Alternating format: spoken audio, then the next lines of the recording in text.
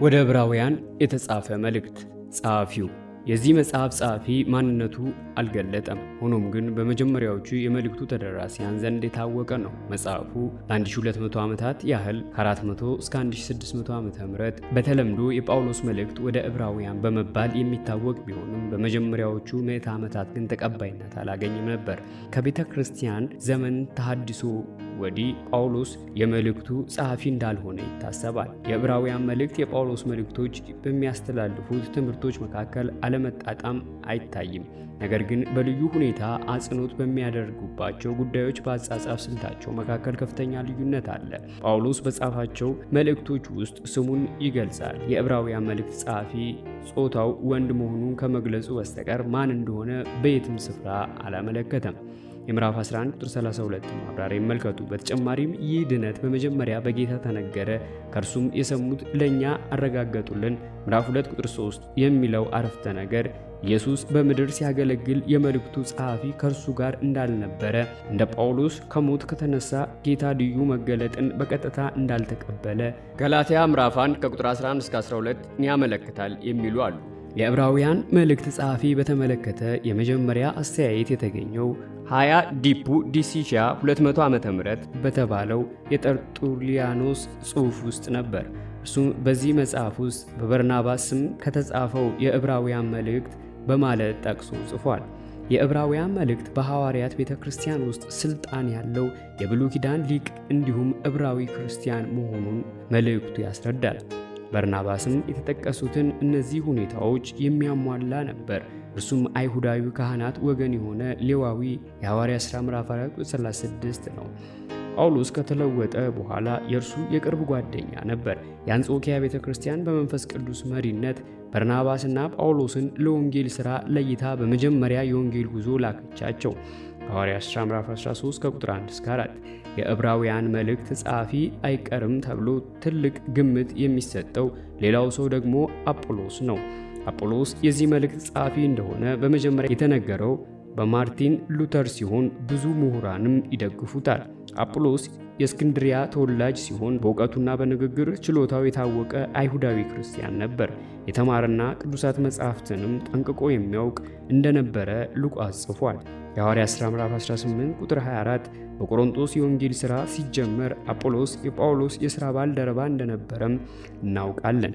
አንደኛ ቆሮንቶስ ምዕራፍ 1 ቁጥር 12፣ ምዕራፍ 3 ከቁጥር 4 እስከ 6 እና ቁጥር 22 መልእክቱ የተጻፈበት ጊዜና ቦታ። የዕብራውያን መልእክት የተጻፈው ኢየሩሳሌም ከተማና ቤተ መቅደስ በ70 ዓመተ ምህረት ገደማ ከመደምሰሳቸው በፊት መሆን አለበት። ምክንያቱም አንደኛ ከተጠቀሰው ዘመን በኋላ ተጽፎ ቢሆን ኖሮ ጸሐፊው ቤተ መቅደሱን መፍረስና የአይሁድን የመስዋዕት ሥርዓት እንደቆመ በጠቀሰ ነበረ። ሁለተኛ ጸሐፊው ስለ ቤተ መቅደሱ በቤተ መቅደሱ ውስጥ ይጻፍ ስለነበረውና የካህናት አገልግሎት ሲናገር በግሪክ ቋንቋ የቅርብ ጊዜን አመልካችን ተጠቅሟል። ምዕራፍ 5 ቁጥር 1 እስከ 3፣ ምዕራፍ 7 ቁጥር 23 እና 27፣ ምዕራፍ 8 ከቁጥር 3 እስከ 5፣ ምዕራፍ 9 ከቁጥር 6 እስከ 9 እና 13 እንዲሁም ቁጥር 25፣ ምዕራፍ 10 ቁጥር 1 እና ከቁጥር 3 እስከ 4፣ ቁጥር 8 ቁጥር 11፣ ምዕራፍ 13 ከቁጥር 10 እስከ 11 ይመልከቱ። የመልእክቱ ተደራሲያን መልእክቱ በመጀመሪያ የተጻፈው በብሉይ ኪዳን ጠንቅቀው ለሚያውቁ አይሁዳውያን ክርስቲያኖች ሲሆን ይኸውም ወደ ይሁዲነት በመሳብ ላይ ለነበሩ ወይም ወንጌልን ከአይሁድ እምነት ጋር ለመቀላቀል ከገላትያ ምዕራፍ 2 ቁጥር 14 ጋር ያነጻጽሩ ይጥሩ ለነበሩ ምዕመናን ነው። እነዚህ አይሁዳውያን ክርስቲያኖች በስሙ ባህር አጠገብ በሚገኘው ቁምራም በተባለ ስፍራ ከነበረው አንድ የአይሁድ ሃይማኖት ክፍል ጋር ለመደባለቅ ፍላጎት እንደነበራቸው የሚናገሩም አሉ። እንዲሁም የዚህ መልእክት ተቀባዮችን አስመልክቶ ለእምነት ታዛዥ ከሆኑት አያሌ ካህናት መካከል የነበሩ ሰዎች የሐዋርያት ሥራ ምዕራፍ 6 ቁጥር 7 ሊሆን እንደሚችሉ የሚናገሩም አሉ። የመልእክቱ መሪ ሐሳብ። የዕብራውያን መልእክት መሪ ሐሳብ ኢየሱስ ክርስቶስ የእግዚአብሔር ጸጋ ለመገለጥና በእርሱም በኩል ይህ ጸጋ ወደ ሰው እንዲደርስ ፍጹም ወደር የማይገኝለትን ብቃት ያለው መሆኑን ለማሳየት ነው። መልእክቱ መግቢያ ምዕራፍ 1 ከቁጥር 1 እስከ 4 ክርስቶስን እንከን የሌለበት ከሁሉ የላቀ እግዚአብሔር መገለጥ አድርጎ አቅርቦታል። እርሱ ቀደም ሲል በብሉይ ኪዳን ተሰጥቶት ከነበረው መገለጥ ጋር ሲነጻጸር እጅግ የሚበልጥ ነው። በብሉይ ኪዳን የተነገሩት ትንቢቶችና የተስፋ ቃሎችም የተፈጸሙት ክርስቶስ መካከለኛ በሆነበት በአዲስ ኪዳን ነው። ክርስቶስ በብሉይ ኪዳን ከነበሩት ከነቢያት፣ ከመላእክት የአሮጌውን ኪዳን መካከለኛ ከነበረው ከሙሴ ከአሮንና ከእርሱ ዘር ከሆኑት ካህናት ሁሉ የላቀ መሆኑ በግልጽ ተጠቅሷል። በዚህም መልእክት ውስጥ የተሻለ እና የላቀ ለሚሉት ቃላት አቻ የሆኑ ሁለቱ የግሪክ ቃላት በ15 ጊዜ ስለተጠቀሱ መልእክት የተሻለ ነገር መጽሐፍ ተብሎ ሊጠራ ይችላል። ይህ መሪ ሐሳብ በአማኝ ሕይወት እንዴት ተግባራዊ ሊሆን እንደሚገባው በመጽሐፉ ውስጥ በስፋት ተገልጿል። አሮጌው የአይሁድ ሥርዓት ልዩ በሆነ የክርስቶስ ክህነት ስለተተካ ወደዚያ መመለስ ወይም በዚያ ሥርዓት መቀጠል ከቶ ሊታሰብ እንደማይችል ለአንባቢው ተገልጿል። ከእንግዲህ የእግዚአብሔር ሕዝብ እውነተኛ ወደ ሆነው ወደ ሰማያዊ የእግዚአብሔር መቅደስ መግቢያ ስርየት ወዳገኘበት ወደ ኢየሱስ ሞት፣ ትንሣኤና እድገት ብቻ መመልከት ይኖርበታል። አማኞች ወደ ኋላ እንዳያፈገፍጉ የሚታገላቸውን ፈተና በመቋቋም የጀመሩትን መንፈሳዊ ውጊያ ጸንተው መቀጠል አለባቸው። አለበዚያ በምድረ በዳ የነበረ አመፀኛ የእስራኤል ሕዝብ የደረሰበትን አይነት ቅጣት ሊደርስባቸው ይችላል። አስተዋጽኦ: አንደኛ፣ መግቢያ የእግዚአብሔር አዲስ መገለጥ የበላይነት ምዕራፍ 1 ከቁጥር 1 እስከ 4። ሁለተኛ፣ ክርስቶስ ከብሉይ ኪዳን መሪዎች የላቀ መሆኑ ምዕራፍ 1 ቁጥር 5 እስከ ምዕራፍ 7 ቁጥር 28። ሀ ክርስቶስ ከመላእክት የላቀ ነው ምዕራፍ 1 ቁጥር 5 እስከ ምዕራፍ 2 ቁጥር 18። አንደኛ፣ እንዴት እንዳላቀደም የቅዱሳት መጻሕፍት ማስረጃ ምዕራፍ 1 ቁጥር 5 እስከ 14። ሁለተኛ፣ እግዚአብሔር በልጁ በኩል ራሱን መግለጡን ችላ እንዳይሉ የተሰጠ ምክር ምዕራፍ 2 ከቁጥር 1 እስከ 4። ሶስተኛ፣ ከመላእክት እንደሚልቅ የቅዱሳት መጻሕፍት ተጨማሪ ማስረጃ ምዕራፍ 2 ከቁጥር 5 እስከ 18። ለክርስቶስ ከሙሴ የላቀ ነው ምዕራፍ 3 ከቁጥር 1 እስከ ምዕራፍ 4 ቁጥር 13። አንደኛ፣ ክርስቶስ እንዴት እንደላቀ ማስረጃ ምዕራፍ 3 ከቁጥር 1 እስከ 6። ሁለተኛ፣ ወደ ድነት ዕረፍት ስለመግባት የተሰጠ ምክር ምዕራፍ 3 ቁጥር 7 እስከ ምዕራፍ 4 ቁጥር 13። ሐመሩሃ ክርስቶስ ከአሮናዊ ክህነት የላቀ ነው ምዕራፍ 4 ቁጥር 14 እስከ ምዕራፍ 7 ቁጥር 28። አንደኛ፣ በዚያ እምነት እንዲጸኑ የተሰጠ ምክር ምዕራፍ 4 ከቁጥር 14 እስከ 16። ሁለተኛ፣ የካህን መመዘኛ ምዕራፍ 5 ከቁጥር 1 እስከ 10። ሶስተኛ፣ ከመንፈሳዊ ድካም እንዲበረቱ የተሰጠ ምክር ምዕራፍ 5 ቁጥር 11 እስከ ምዕራፍ 6 ቁጥር 12። አራተኛ፣ የእግዚአብሔር ተስፋ እርግጠኝነት ምዕራፍ 6 ቁጥር 13 እስከ 20። አምስተኛ፣ የክርስቶስ ክህነት የላቀ ስለመሆኑ ምዕራፍ 7። ሶስተኛ፣ የሊቀ ካህናችን የላቀ የመስዋዕትነት ሥራ ምዕራፍ 8 ቁጥር 10። ሀ የተሻለ ኪዳን ምዕራፍ 8። ለ የተሻለ መቅደስ ምዕራፍ 9 ከቁጥር 1 እስከ 12። ሐመሩሃ የተሻለ መስዋዕት ምዕራፍ 9 ቁጥር 13 እስከ ምዕራፍ 10 ቁጥር 18። መ ልዩ ልዩ ምክር ምዕራፍ 10 ቁጥር 19 እስከ 39። አራተኛ፣ በእምነት ለመጽናት የቀረበ የመጨረሻ ልመና ምዕራፍ 11 እስከ 12። ሀ የቀድሞ የእምነት አርበኞች ምሳሌነት ምዕራፍ 11። በእምነት ስለ መጽናት የተሰጠ ማበረታቻ ምዕራፍ 12 ከቁጥር 1 እስከ 11። ሐመሩሃ በእምነት ለመጽናት የተሰጠ ምክር ምዕራፍ 12 ከቁጥር 12 እስከ 17። መ በእምነት ለመጽናት መነሳሳት ምዕራፍ 12 ከቁጥር 18 እስከ 29። ሐመሩሃ ማጠቃለያ ምዕራፍ 13። ሀ ስለ ክርስቲያናዊ ኑሮ የተሰጠ ተግባራዊ መመሪያ ምዕራፍ 13 ከቁጥር 1 እስከ 17። ለየጸሎት ጥያቄ ምዕራፍ 13 ከቁጥር 18 እስከ 19። ሐመሩሃ ቡራኬ ምዕራፍ 13 ከቁጥር 20 እስከ 21። መ የግል አስተያየት ምዕራፍ 13 ከቁጥር 22 እስከ 23። ሰ ሰላምታና የመጨረሻ ቡራኬ ምዕራፍ 13 ከቁጥር 24 እስከ 25። ምዕራፍ 1 ቁጥር 1 ከጥንት ጀምሮ ክርስቶስ ወደዚህ ዓለም ከመምጣቱ በፊት ያለውን ጊዜ የሚያመለክት ሲሆን በዚህ መጨረሻ ዘመን ቁጥር 2 ከሚለው ጋር የሚነጻጸር ነው። የመሲሁ ዘመን የተጀመረው ሰው ከሆነበት ጊዜ ጀምሮ ነው። የሐዋርያት ሥራ ምዕራፍ 2 ቁጥር 17፣ አንደኛ ጢሞቴዎስ ምዕራፍ 4 ቁጥር 1፣ አንደኛ ዮሐንስ ምዕራፍ 2 ቁጥር 18 ማብራሪያ ይመልከቱ። እግዚአብሔር ተናገረን ከሚለው ጋራ ያነጻጽሩ። ቁጥር 2 የብሉይ ኪዳን የአዲስ ኪዳን ምንጭ እግዚአብሔር ነው። ለአባቶቻችን ለእኛ ቁጥር 2 ጋር ያነጻጽሩ። በነቢያት በኩል የብሉይ ኪዳን ጸሐፊዎች ሁሉ ምስክርነታቸውን የመሲሁን መምጣት የሚያሳይ ስለነበር እዚህ ላይ እንደ ነቢያት ተቆጥረዋል። በልጁ ከሚለው ጋር ያነጻጽሩ። ቁጥር 2 ይህ ከነቢያት ጋር ሲነጻጸር በአይነቱ አዲስና ልዩ የሆነ መገለጥ ነው። በተለያየ ጊዜ በልዩ ልዩ መንገድ የብሉይ ኪዳን መገለጥ ከፊል ማለትም ሁለንተና ፍጹምነት የሚገልጽ ነው። ምዕራፍ 1 ከቁጥር 2 እስከ 3 በልጁ የመጣው መገለጥ የላቀ መሆኑን ለማሳየት ስለ ልጁ 7 ታላላቅ ነገሮች ተናግሯል። አንደኛው ሁሉን ወራሽ ባደረገውና ሥጋ የለበሰው ልጁ የማዳን ሥራው ከፈጸመ በኋላ የእግዚአብሔር በኩር ወራሽ ወደሚቀመጥበት ክብር ከፍ ከፍ አለ። ማለትም የእግዚአብሔር የሆነውን ሁሉ የእርሱ አድርጎ ተቀበለ። ሮሜ ምዕራፍ 8 ቁጥር 17ን ይመልከቱ። ሁለተኛ ዓለማትን በፈጠረበት የዮሐንስ ወንጌል ምዕራፍ 1 ቁጥር 3፣ ቆላስይስ ምዕራፍ 1 ቁጥር 16ን ይመልከቱ። ሶስተኛ የእግዚአብሔር ክብር ነጸብራቅና የፀሐይ ብርሃን ከራሷ ከፀሐይ ሊለይ እንደማይችል ሁሉ የልጁም ነጸብራቅ እንዲሁ ከመለኮት ሊለይ አይችልም።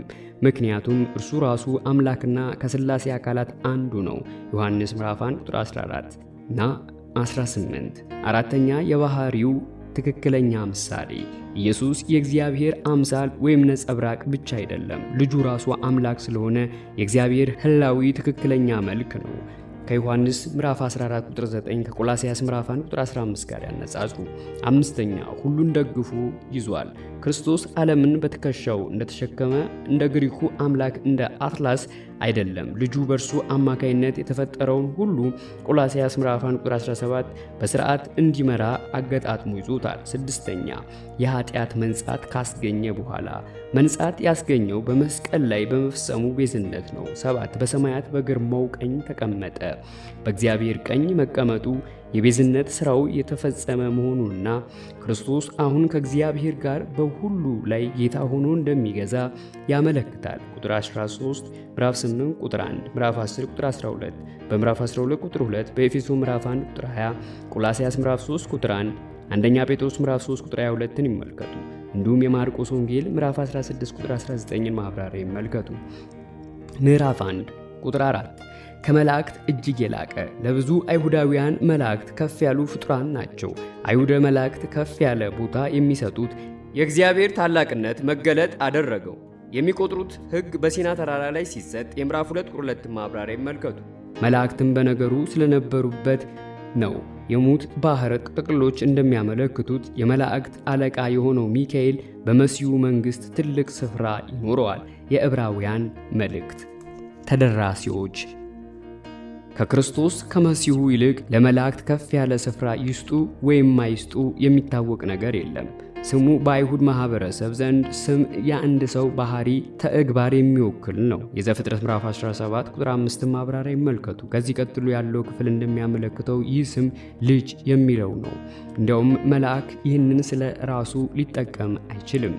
ምዕራፍ 1 ከቁጥር 5 እስከ 14 ክርስቶስ ከመላእክት በላይ ነው የሚለው ጽኑ ሐሳብ ከብሉይ ኪዳን በተወሰዱ 7 ጥቅሶች ተደግፏል። መዝሙር ምዕራፍ 2 ቁጥር 7፣ ሁለተኛ ሳሙኤል ምዕራፍ 7 ቁጥር 14፣ አንደኛ ዜና ምዕራፍ 17 ቁጥር 13፣ ዘዳግም ምዕራፍ 32 ቁጥር 43፣ መዝሙር 104 ቁጥር 4፣ መዝሙር 45 6 እና 7፣ መዝሙር 102 ከ25 ከ27፣ መዝሙር 110 ቁጥር 1ን ይመልከቱ። እነዚህም ጥቅሶች ክርስቶስ የእግዚአብሔር ልጅ መላእክት የሚሰግዱለትና እንደ አብ እርሱም አምላክ ቢሆንም ከአብ ግን የተለየ መሆኑን ያሳያሉ።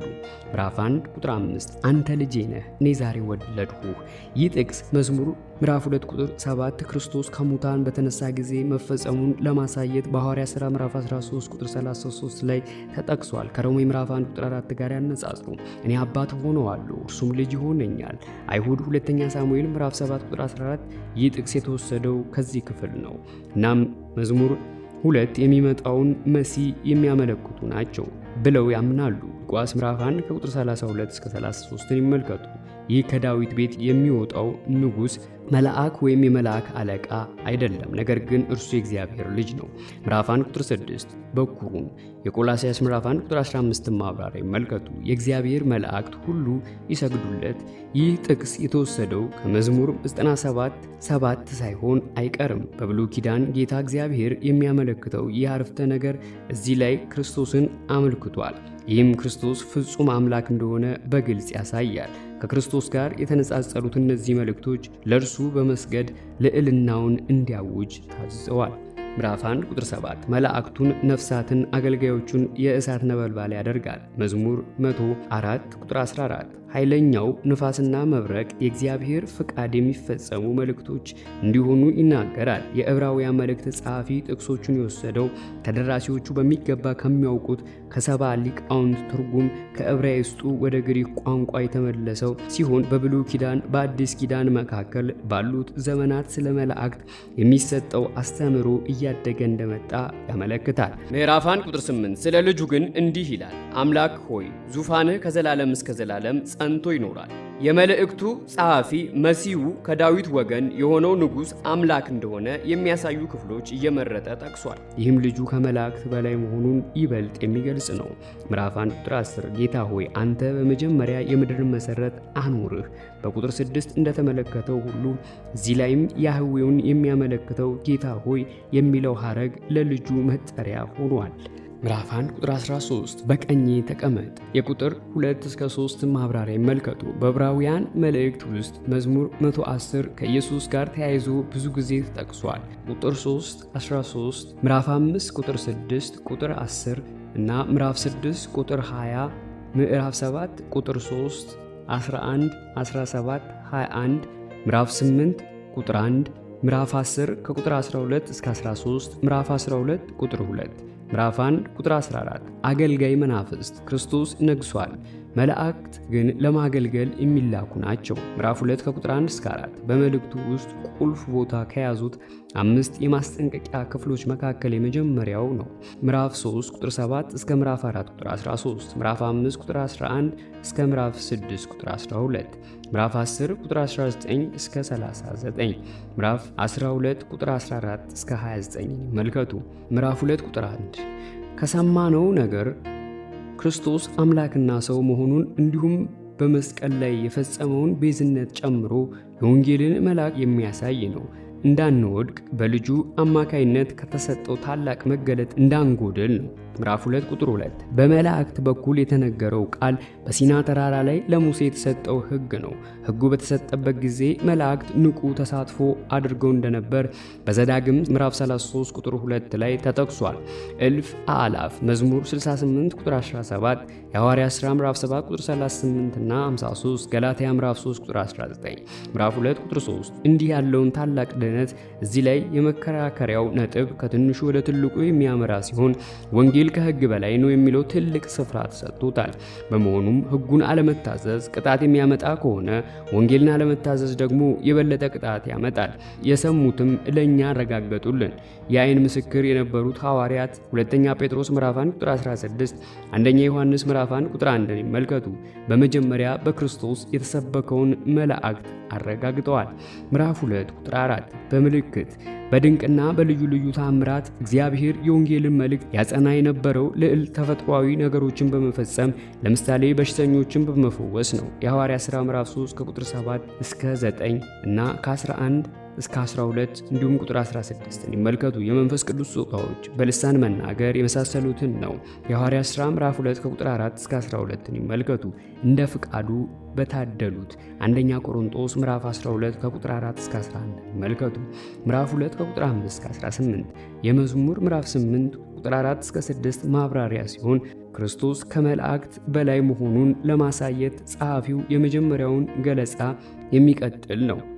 ክርስቶስ የሰው ልጆች በምድር ላይ ገዢ በሆኑ እንዲያከናውኑት የተሰጣቸውን ተግባር በመፈጸምና የወደቁትን መላእክት ሳይሆን በኃጢአት የወደቁ ሰዎችን በመዋጀት ለእነርሱ የተሰጠውን ተልእኮ ፈጸመ።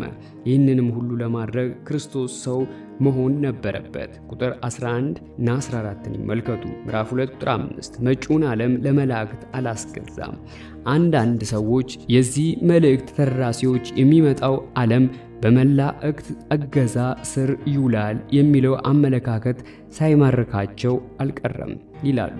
የምዕራፍ 1 ቁጥር 4 ማብራሪያ ይመልከቱ። ሌሎች ደግሞ ጸሐፊው የሚጥረው ተደራሲዎቹ ወደ ቀድሞ የይሁዲ እምነታቸው እንዳይመለሱ ነው ይላሉ። ያም ሆነ ይህ የመልእክቱ ጸሐፊ አዲሱን መገለጥ ያመጣው ክርስቶስ በሲና ተራራ ላይ ሕግ ሲሰጥ ተሳትፎ ካደረጉት መላእክት እንደሚበልጥ በተጨባጭ አሳይቶናል። ምዕራፍ 2 ቁጥር 6 አንዱ በሌላ ስፍራ እንዲህ ብሎ መስክሯል።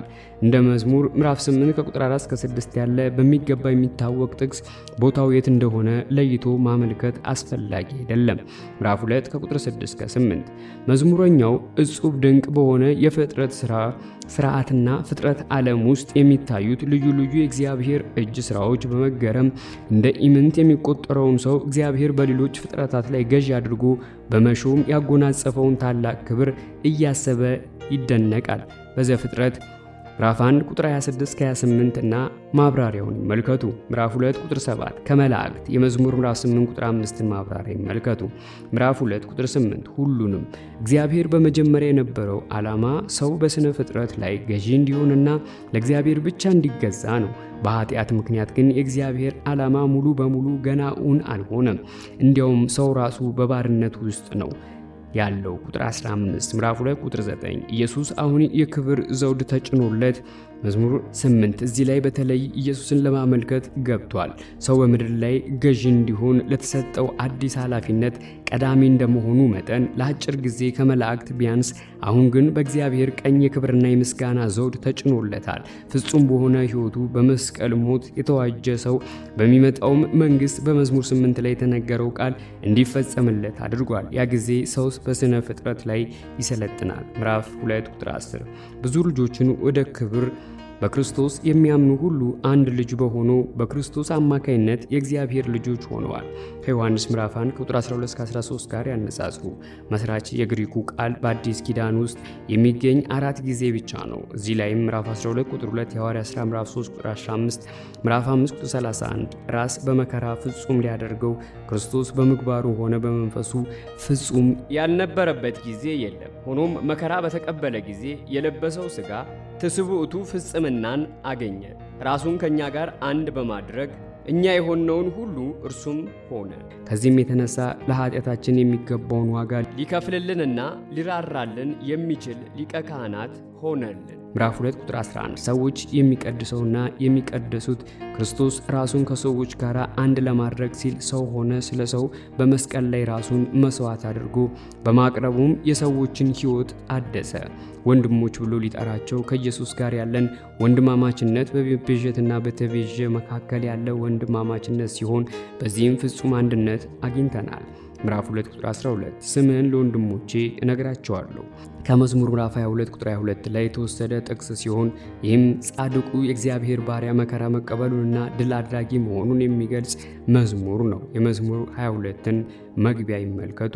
እዚህ ላይ ቁልፍ ቃል ወንድሞቼ የሚለው ሲሆን ቃሉ ከድል አድራጊው መሲህ አንደበት የወጣ መሆኑን እናያለን። ምዕራፍ 2 ቁጥር 13 በእርሱ እታመናለሁ በእግዚአብሔር ላይ እውነተኛ መታመንን የሚገልጽ አባባል ሲሆን ይህም ፍጹም ሆኖ የታየው በክርስቶስ ነው። ደግሞም ሰው ሊሆን የሚገባው ነገር በትክክል የታየው በእርሱ ነው። እነሆ እኔና እግዚአብሔር የሰጠኝ ልጆች ይህንን ስጉም ልጅ ሲናገረው ይታያል። የአብ ልጅ የልጁ ወንድሞች እንዲሆኑ ተሰጥቶታል። ቁጥር 11ን ይመልከቱ። ምዕራፍ 2 ቁጥር 14 በሞት ላይ ኃይል ያለውን ሰይጣን የሞትን ኃይል የሚይዘው ሰዎች ኃጢአት እንዲሰሩ ማሳየትና ሞትን በሚያስከትለው የኃጢአት ቅጣት ስር እንዲወድቁ ማድረግ እስከቻለ ድረስ ብቻ ነው። ሕዝቅኤል ምዕራፍ 18 ቁጥር 14፣ ሮሜ ምዕራፍ 5 ቁጥር 12፣ ምዕራፍ 6 ቁጥር 23ን ይመልከቱ። ምዕራፍ 2 ቁጥር 15 ነፃ። አንደኛ ቆሮንቶስ ምዕራፍ 15 ከቁጥር 54 እስከ 57፣ ራዕይ ምዕራፍ 1 ቁጥር 18ን ይመልከቱ። ምዕራፍ 2 ቁጥር 16 የአብርሃም ዘር ክርስቶስ የለበሰው የመላእክትን ተፈጥሮ ባህሪ ሳይሆን የአብርሃምን ልጆች ተለይተው የሚታወቁበትን የሰዎችን ተፈጥሮ ባህሪ ነው። ምዕራፍ 2 ቁጥር 17 መሐሪና ታማኝ ሊቀ ካህናት ክርስቶስ ሰዎች በእግዚአብሔር ፊት ወክሎ መቆም የሚችለው ከእርሱ እንደ አንዱ ሲሆን ብቻ ነው። የኃጢአትን ስርየት ለማስገኘት አማራጭ ትርጉሙን ይመልከቱ። እንዲሁም የዘሌዋውያንን ምዕራፍ 16 ከቁጥር 20 እስከ 22፣ ምዕራፍ 17 ቁጥር 11 ማብራሪያ ይመልከቱ። ክርስቶስ ኃጢአተኞች ላይ የሚነደውን የእግዚአብሔርን ቁጣ ለመመለስ ከነርሱ እንደ አንዱ መሆኑና በእነርሱ ምትክ መሞት አለበት። ምዕራፍ 2 ቁጥር 18 በተፈተነ ጊዜ፣ ምዕራፍ 4 ቁጥር 15 ማብራሪያ ይመልከቱ።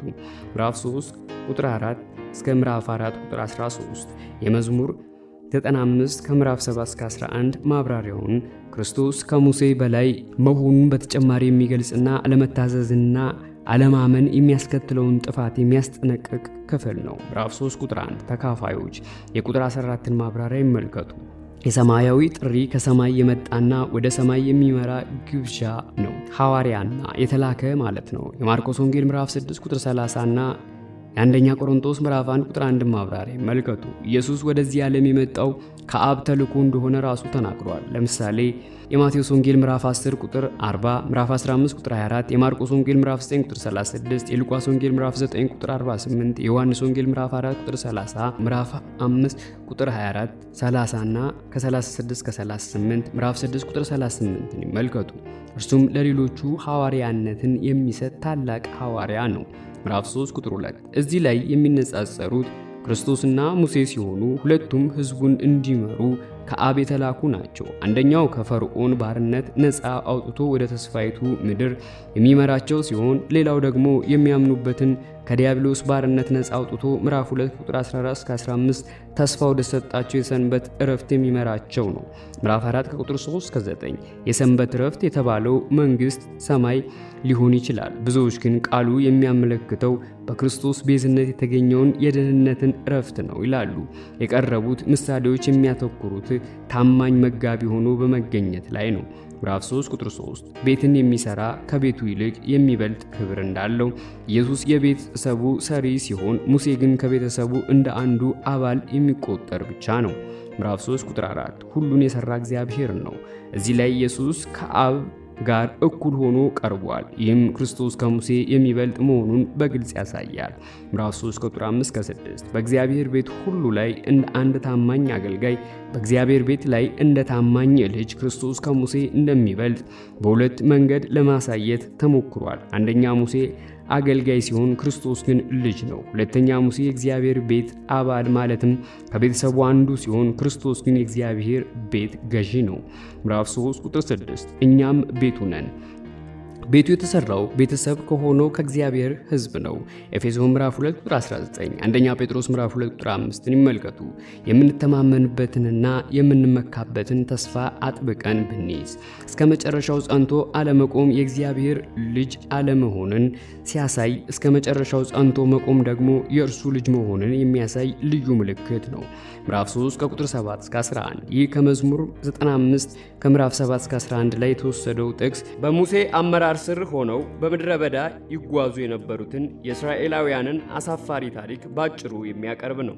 እዚህ ላይ 3 ዘመኖች ወይም ጊዜዎች ተጠቅሰዋል። እነዚህ ከግብፅ መውጣት የተፈጸመበት፣ መዝሙረኛው የነበረበትና የዕብራውያን መልእክት የተጻፈበት ናቸው። መዝሙረኛው በሙሴ አመራር ስር የነበሩ እስራኤላውያን ምሳሌ አድርጎ በመውሰድ በእርሱ ዘመን ለሚገኙ እስራኤላውያን አለማመንና አለመታዘዝ የሚያስከትለውን ቅጣት ለማስጠንቀቅ ተጠቅሞበታል።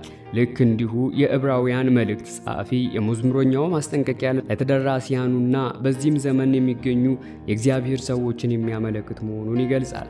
ምዕራፍ 3 ቁጥር 12 ከእናንተ ማንም ከሕያው እግዚአብሔር የሚያስኮበልል ከግብፅ የወጡት አንዳንድ እስራኤላውያን እንደደረጉት አመፀኞች ሆኖ ከእግዚአብሔር መኮብለል ቃል በቃል ሲተረጎም ከሃዲ መሆን ማለት ነው። ከሕይወት ኮብልሎ ሞትን መምረጥ ማለት ነው። ምዕራፍ 3 ቁጥር 13 ዛሬ እየተባለ ሳለ ምዕራፍ 4 ቁጥር 7ን ይመልከቱ። ይህን ቀን አሁንም የእግዚአብሔርን የጸጋ ቀንና በእርሱም ለማመን የተመረጠ ይሁን እንጂ ይህ ሁኔታ ገደብ የለሽ አይደለም። ምዕራፍ 3 ቁጥር 14 ከክርስቶስ ጋር ተካፋዮች የእርሱ የበረከቱ ተካፋይ መሆን ነው። ቁጥር 1 ጋር ያነጻጽሩ። በመጀመሪያ የነበረን እምነት እስከ መጨረሻ ጸንቶ ብንይዝ አንድ ሰው ድነት እንደተቀበለ ማረጋገጥ የሚችለው በእምነቱ እስከ መጨረሻው ድረስ መዝለቅ የቻለ እንደሆነ ነው። በዚህም አይነት ጸንቶ ከክርስቶስ ጋር ተካፋይ የሚሆኑት ሰዎች እነማን እንደሆኑ የሚታወቁት በእንዲህ ያለው ጽናት ነው። የቁጥር 6 ማብራሪያ ይመልከቱ። ምዕራፍ 3 ከቁጥር 16 እስከ 19 የመልእክቱ ጸሐፊ የጀመረውን ገለጻ የሚቀጥለው እርስ በርስ የተያያዙ ጥያቄዎችን በማንሳት ነው።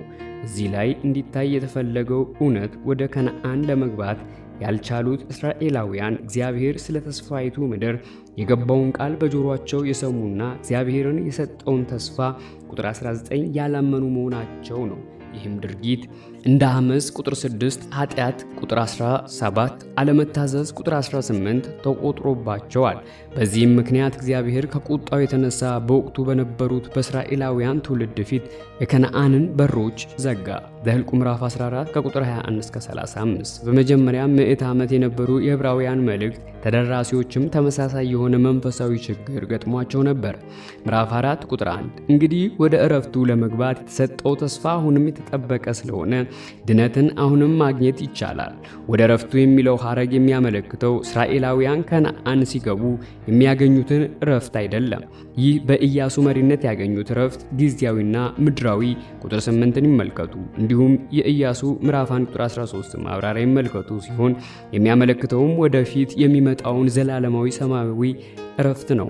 ምዕራፍ 4 ቁጥር 3 እኛ ያመንነው ወደዚያ ዕረፍት እንገባለን። ወደ ምድራዊ ከነዓን ለመግባት እግዚአብሔር የተሰጠውን ተስፋ ማመን እንደሚያስፈልግ ሁሉ ወደ ድነቱ ዕረፍት መግባት የሚቻለው ኢየሱስ ክርስቶስን የፈጸመውን የማዳን ሥራ በማመን ብቻ ነው።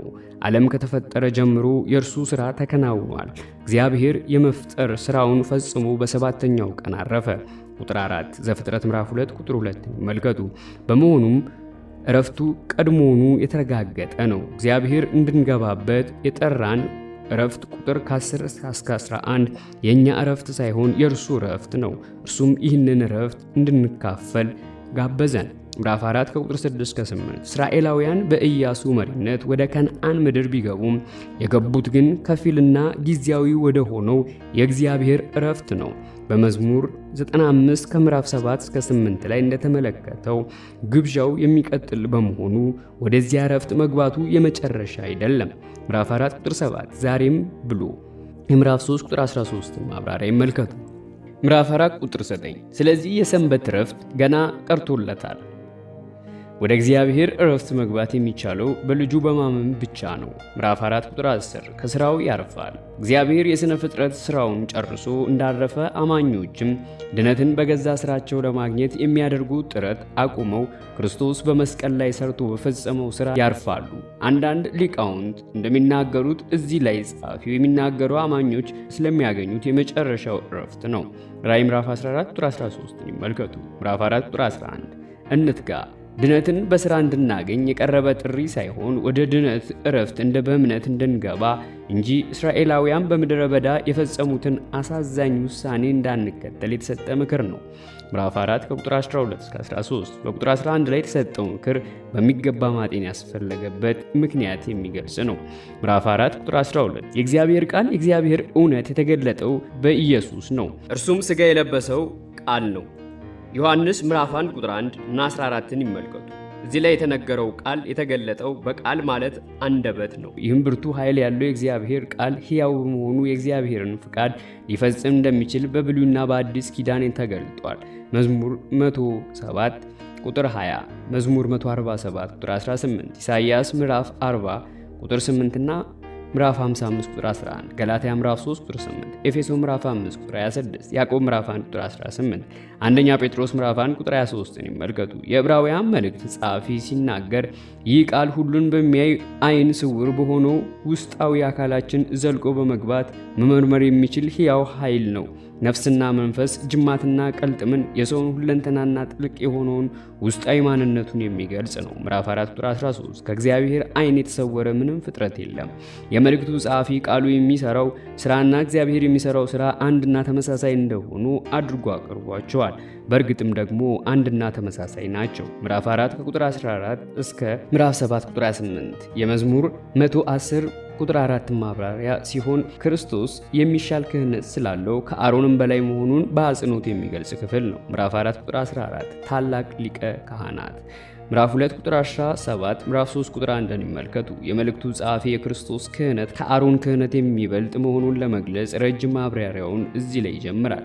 ወደ ሰማያት ከአሮን ወገን የሆኑት ሊቀ ካህናት በስርየት ቀን በሕዝቡ ፊት አልፈው ወደ ቅድስተ ቅዱሳን እንደሚገቡ ሁሉ ዘሌዋውያን ምዕራፍ 16 ከቁጥር 14 እና 17ን ይመልከቱ። ኢየሱስም ቆመው በሚያዩት ደቀ መዛሙርቱ ፊት ወደ ሰማይ ማለትም ወደ ሰማያዊቷ ቤተ መቅደስ አረገ። ይህም የቤዝነት ስራውን እንደፈጸመ ያሳያል። የሐዋርያት ሥራ ምዕራፍ 1 ከቁጥር 9 እስከ 11። እምነታችንን አጥብቀን እንያዝ። የመልእክቱ ተደራሲዎች ከያዙት እምነት ለማፈግፈግ የዳዳቸው ይመስላል። ተመሳሳይ ምክር መስጠቱ በምዕራፍ 2 ቁጥር 1፣ ምዕራፍ 3 ቁጥር 6 እና 14 ላይ ይመልከቱ። ምዕራፍ 4 ቁጥር 15 ነገር ግን እንደ እኛ በማንኛውም ነገር የተፈተነ ምዕራፍ 2 ቁጥር 18 ይመልከቱ። የመልእክቱ ጸሐፊ በክርስቶስ በእኛ ላይ የደረሰውን ፈተና ጎን ለጎን አስቀምጦ ያነጻጽራል። ክርስቶስ በእኛ ላይ የደረሰውን ፈተና ሁሉ ባይቀበልም እንደኛ በሁሉም ረገድ ተፈትኗል። ይሁን እንጂ ምንም ኃጢአት አልሰራም። የክርስቶስ መፈተን ከኛ የሚለይበት ነገር ቢኖር በውጤቱ ብቻ ነው። ይኸውም እርሱ እንደኛ በተፈተነ ጊዜ በፈተናው አልወደቀም። የማቴዎስ ወንጌል ምዕራፍ 4 ከቁጥር 1 እስከ 11 ይመልከቱ። ምዕራፍ 5 ከቁጥር 1 እስከ 4 ሊቀ ካህናት ሆኖ ለማገልገል ሁለት መመዘኛዎችን ማሟላት ያስፈልጋል። አንደኛ የሚመርጠው ሰው ከሰዎች መካከል ቁጥር 1 መሆን አለበት። እንዲህ ከሆኑ ሰዎች ወክሎ በእግዚአብሔር ፊት መቆም ይችላል። ሁለተኛ በእግዚአብሔር መጠራት አለበት። ቁጥር 4 ምዕራፍ 5 ቁጥር 1 መባና መስዋዕትን ምዕራፍ 8 ቁጥር 3 ምዕራፍ 9 ቁጥር 9 ተመልከቱ። እንዲሁም የዘሌዋውያን ምዕራፍ 1 ቁጥር 2 ምዕራፍ 2 ቁጥር 1 ማብራሪያ ይመልከቱ። ምዕራፍ 5 ቁጥር 2 አላዋቂ ለሆኑትና ለሚባዝኑት ኢሳይያስ ምዕራፍ 53 6 ባለማወቅ የሚፈጸመውን ኃጢአት በዘሌዋውያን ምዕራፍ 4 ዘኍልቍ ምዕራፍ 15 ከቁጥር 27 እስከ 29 እንደተጠቀሰው አይነት እግዚአብሔርን በመናቅ ሆን ብሎ ከሚሰራው ኃጢአት ጋር ያነጻጽሩ። ዘኍልቍ ምዕራፍ 15 ከቁጥር 30 እስከ 31 ይመልከቱ። እንዲሁም ከዕብራውያን ምዕራፍ 6 ከቁጥር 4 እስከ 6፣ ምዕራፍ 10 ከቁጥር 26 እስከ 31 ጋር ያነጻጽሩ። ምዕራፍ 5 ቁጥር 4 ይህንን ክብር ለራሱ የሚወስድ ማንም የለም። ክርስቶስ በነበረበት ዘመን የሊቀ ካህናት ቢሮ በአንድ ቤተሰብ ቁጥጥር ስር ነበር። ምዕራፍ 5 ቁጥር 5 ክርስቶስ ሊቀ ካህናት የመሆን ክብር ለራሱ አልወሰደም። እዚህ ላይ የተጠቀሱት ሁለት ትንቢታዊ ምንባቦች እንደሚያመለክቱት ልጁ የተሾመው በአብ ነው። መዝሙር ምዕራፍ 2 ቁጥር 7፣ ምዕራፍ 110 ቁጥር 4 ደግሞ ሊቀ ካህናቱ እንደ አሮን ሹመት ሳይሆን እንደ መልከ ጼዴቅ ሹመት ቁጥር 6 ነው። እኔ ዛሬ አባት ሆንኩ የምዕራፍ 1 ቁጥር 5 እና መዝሙር ምዕራፍ 2 ቁጥር 7 እስከ 9 ማብራሪያ ይመልከቱ። ከሮሜ ምዕራፍ 1 ቁጥር 4 ጋር ያነጻጽሩ። ምዕራፍ 5 ቁጥር 7 ኢየሱስ በዚህ ምድር በኖረበት ዘመን እዚህ ላይ ለማመልከት የተፈለገው ዋናው ነገር ክርስቶስ በጌቴሰማኒ የአትክልት ስፍራ የደረሰበትን ሲቃይ ነው። ከሞት ሊያድነው ወደሚችለው ወደ አባቱ ነው። ኢየሱስ ከእርሱ እንዲያልፍ የፈለገው በስጋው የሚቀበለውን መከራና ሞት ሳይሆን የሰዎችን ኃጢአት በመሸከሙ የሚደርስበትን አንደበት ሊገልጸው የማይችለውን ሲቃይ ነው። የማቴዎስ ወንጌል ምዕራፍ 27 ቁጥር 46 ይመልከቱ። ምንም እንኳ የመከራ ጽዋ ከእርሱ እንዲወገድ ቢለምንም የአባቱ ፍቃድ ለመፈጸም ካለው ቁርጥ አቋም ግን ከቶ አላመነታም። የማቴዎስ ወንጌል ምዕራፍ 26 ከቁጥር 36 እስከ 46 ይመልከቱ። ተሰማለት። አብ ትንሣኤ በመስጠት ጸሎቱ መልስ እንዲያገኝ አድርጓል። ምዕራፍ 5 ቁጥር 8 ከተቀበለው መከራ መታዘዝን ተማረ። ፍጹም ቁጥር 9 ሊሆን የቻለው በተቀበለው መከራ የምዕራፍ 2 ቁጥር 10 ማብራሪያ ይመልከቱ። ማለትም በምድረ በዳ በተቀበለው ፈተናና በመስቀል ላይ በተሸከመው መከራ ነው። ምንም እንኳ የእግዚአብሔር ዘላለማዊ ልጅ ቢሆንም ሥጋ የለበሰ ልጅ እንደመሆኑ መታዘዝን መማር ያስፈልገዋል። ይህም የሆነው ያልታዘዘበት ጊዜ ስለነበረ ሳይሆን ከዚህ በፊት ያላሳየውን መታዘዝ እንዲያሳይ በመጠራቱ ነው። የደረሰበት ፈተና እውነተኛ ከመሆኑም በላይ ውጊያውን በአሸናፊነት ለመወጣት እጅግ አስቸጋሪ ነበር። ይሁን እንጂ አዳም የሳተበትንና የወደቀበትን ነገር ኢየሱስ ተቋቁሞ ድል አደረገ። በዚህም አይነት ሰብአዊ ማለትም ሰው መሆን ፍጹም ሆነ። ቁጥር 9 ፍጹም በመሆኑም ዘላለማዊ ቤዝነት ሊያስገኝ የምዕራፍ 9 ቁጥር 12ን ይመልከቱ ቻለ። ምዕራፍ 5 ቁጥር 11 ስለዚህም ጉዳይ የምናገረው ብዙ ነገር አለን። እንደ መልከ ጼዴቅ ሹመት ቁጥር 10 ስላለው ስለ ክርስቶስ ዘላለማዊ ክህነት ነው። ለመማር ዳተኛ ስለሆናችሁ ክርስቶስን ሕይወታቸው እያደረጉ መሄድ ሲገባቸው ለመንፈሳዊ ነገር ልበሙትና ዳተኞች ሆነዋል። ምዕራፍ 6 ቁጥር 12 ምዕራፍ 5 ቁጥር 12 በዚህ ጊዜ አዲስ አማኞች አይደሉም። የእግዚአብሔር ቃል የመጀመሪያ ትምህርት። እነዚህ ትምህርቶች በምዕራፍ 6 ከቁጥር 1 እስከ 2 ላይ ተዘርዝረዋል። የዚህን ማብራሪያ ይመልከቱ። በክርስቶስ ሕይወታቸው እየበሰሉ ለመሄድ ጉዞ ከጀመሩ በኋላ እየተንሸራተቱ ቀድሞ ወደ ነበሩበት ስፍራ ይመለሳሉ። ጠንካራ ምግብ በምዕራፍ 7 ላይ እንደሚገኘው ከባድ ትምህርት ነው። ምዕራፍ 5 ቁጥር 14 ለበሰሉ ሰዎች መንፈሳዊ ሕይወታቸው ያደጉና የጠራ ማስተዋልና የማመዛዘን ችሎታ ያላቸው ክርስቲያኖች ናቸው። ያላቸው መልካም ከክፉ ለመለየት በስጋዊም ሆነ በመንፈሳዊ ሕይወታቸው ሕፃናት የሆኑ ሰዎች እንዲህ ማድረግ አይችሉም። ምዕራፍ 6 ከቁጥር 1 እስከ 2 እንደገና መሰረትን አንጣል። እዚህ ላይ 6 መሰረታዊ አስተምሮች ተስተውለዋል። እነዚህም አንደኛ ንስሐ አንድ ሰው ከኃጢአቱ ከንቱ ከሆነው ስርዓት አማራጭ ትርጉሙን ይመልከቱ፣ እንዲመለስ የሚያደርግ ፍጹም ለውጥ ነው። ሁለተኛ በእግዚአብሔር ስለማመን የንስሐ ሌላው ገጽታ ነው። ንስሐ ከኃጢአት ጨለማ መመለስ እንደሆነ ሁሉ እምነት ደግሞ ወደ እግዚአብሔር ብርሃን መመለስ ነው።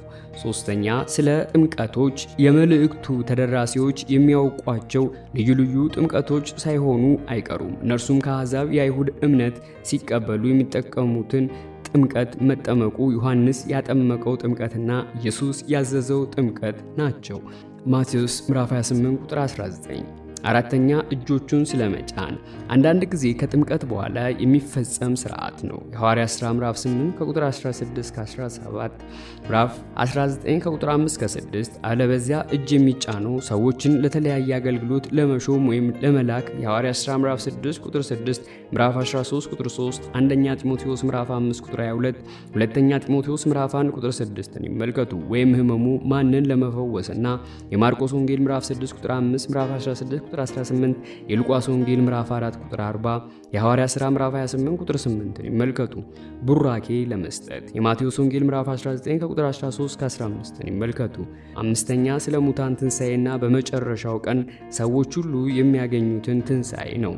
የዮሐንስ ወንጌል ምዕራፍ 5 ከቁጥር 25 እስከ 29፣ ምዕራፍ 11 ቁጥር 25፣ ሁለተኛ ቆሮንቶስ ምዕራፍ 4 ቁጥር 14ን ይመልከቱ።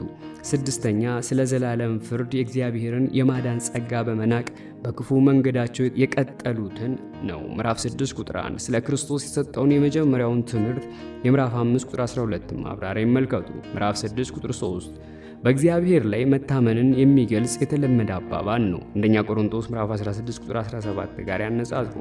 የሰዎችን አእምሮና ልብ መክፈትና መንፈሳዊ ብስለት ማምጣት የሚችል ጌታ ብቻ ነው። ምዕራፍ 6 ቁጥር 4 እስከ 6። ይህንንም ክፍል አስመልክቶ የሚሰጡት የታወቁት ትርጓሜዎች ከዚህ የሚከተሉት ናቸው።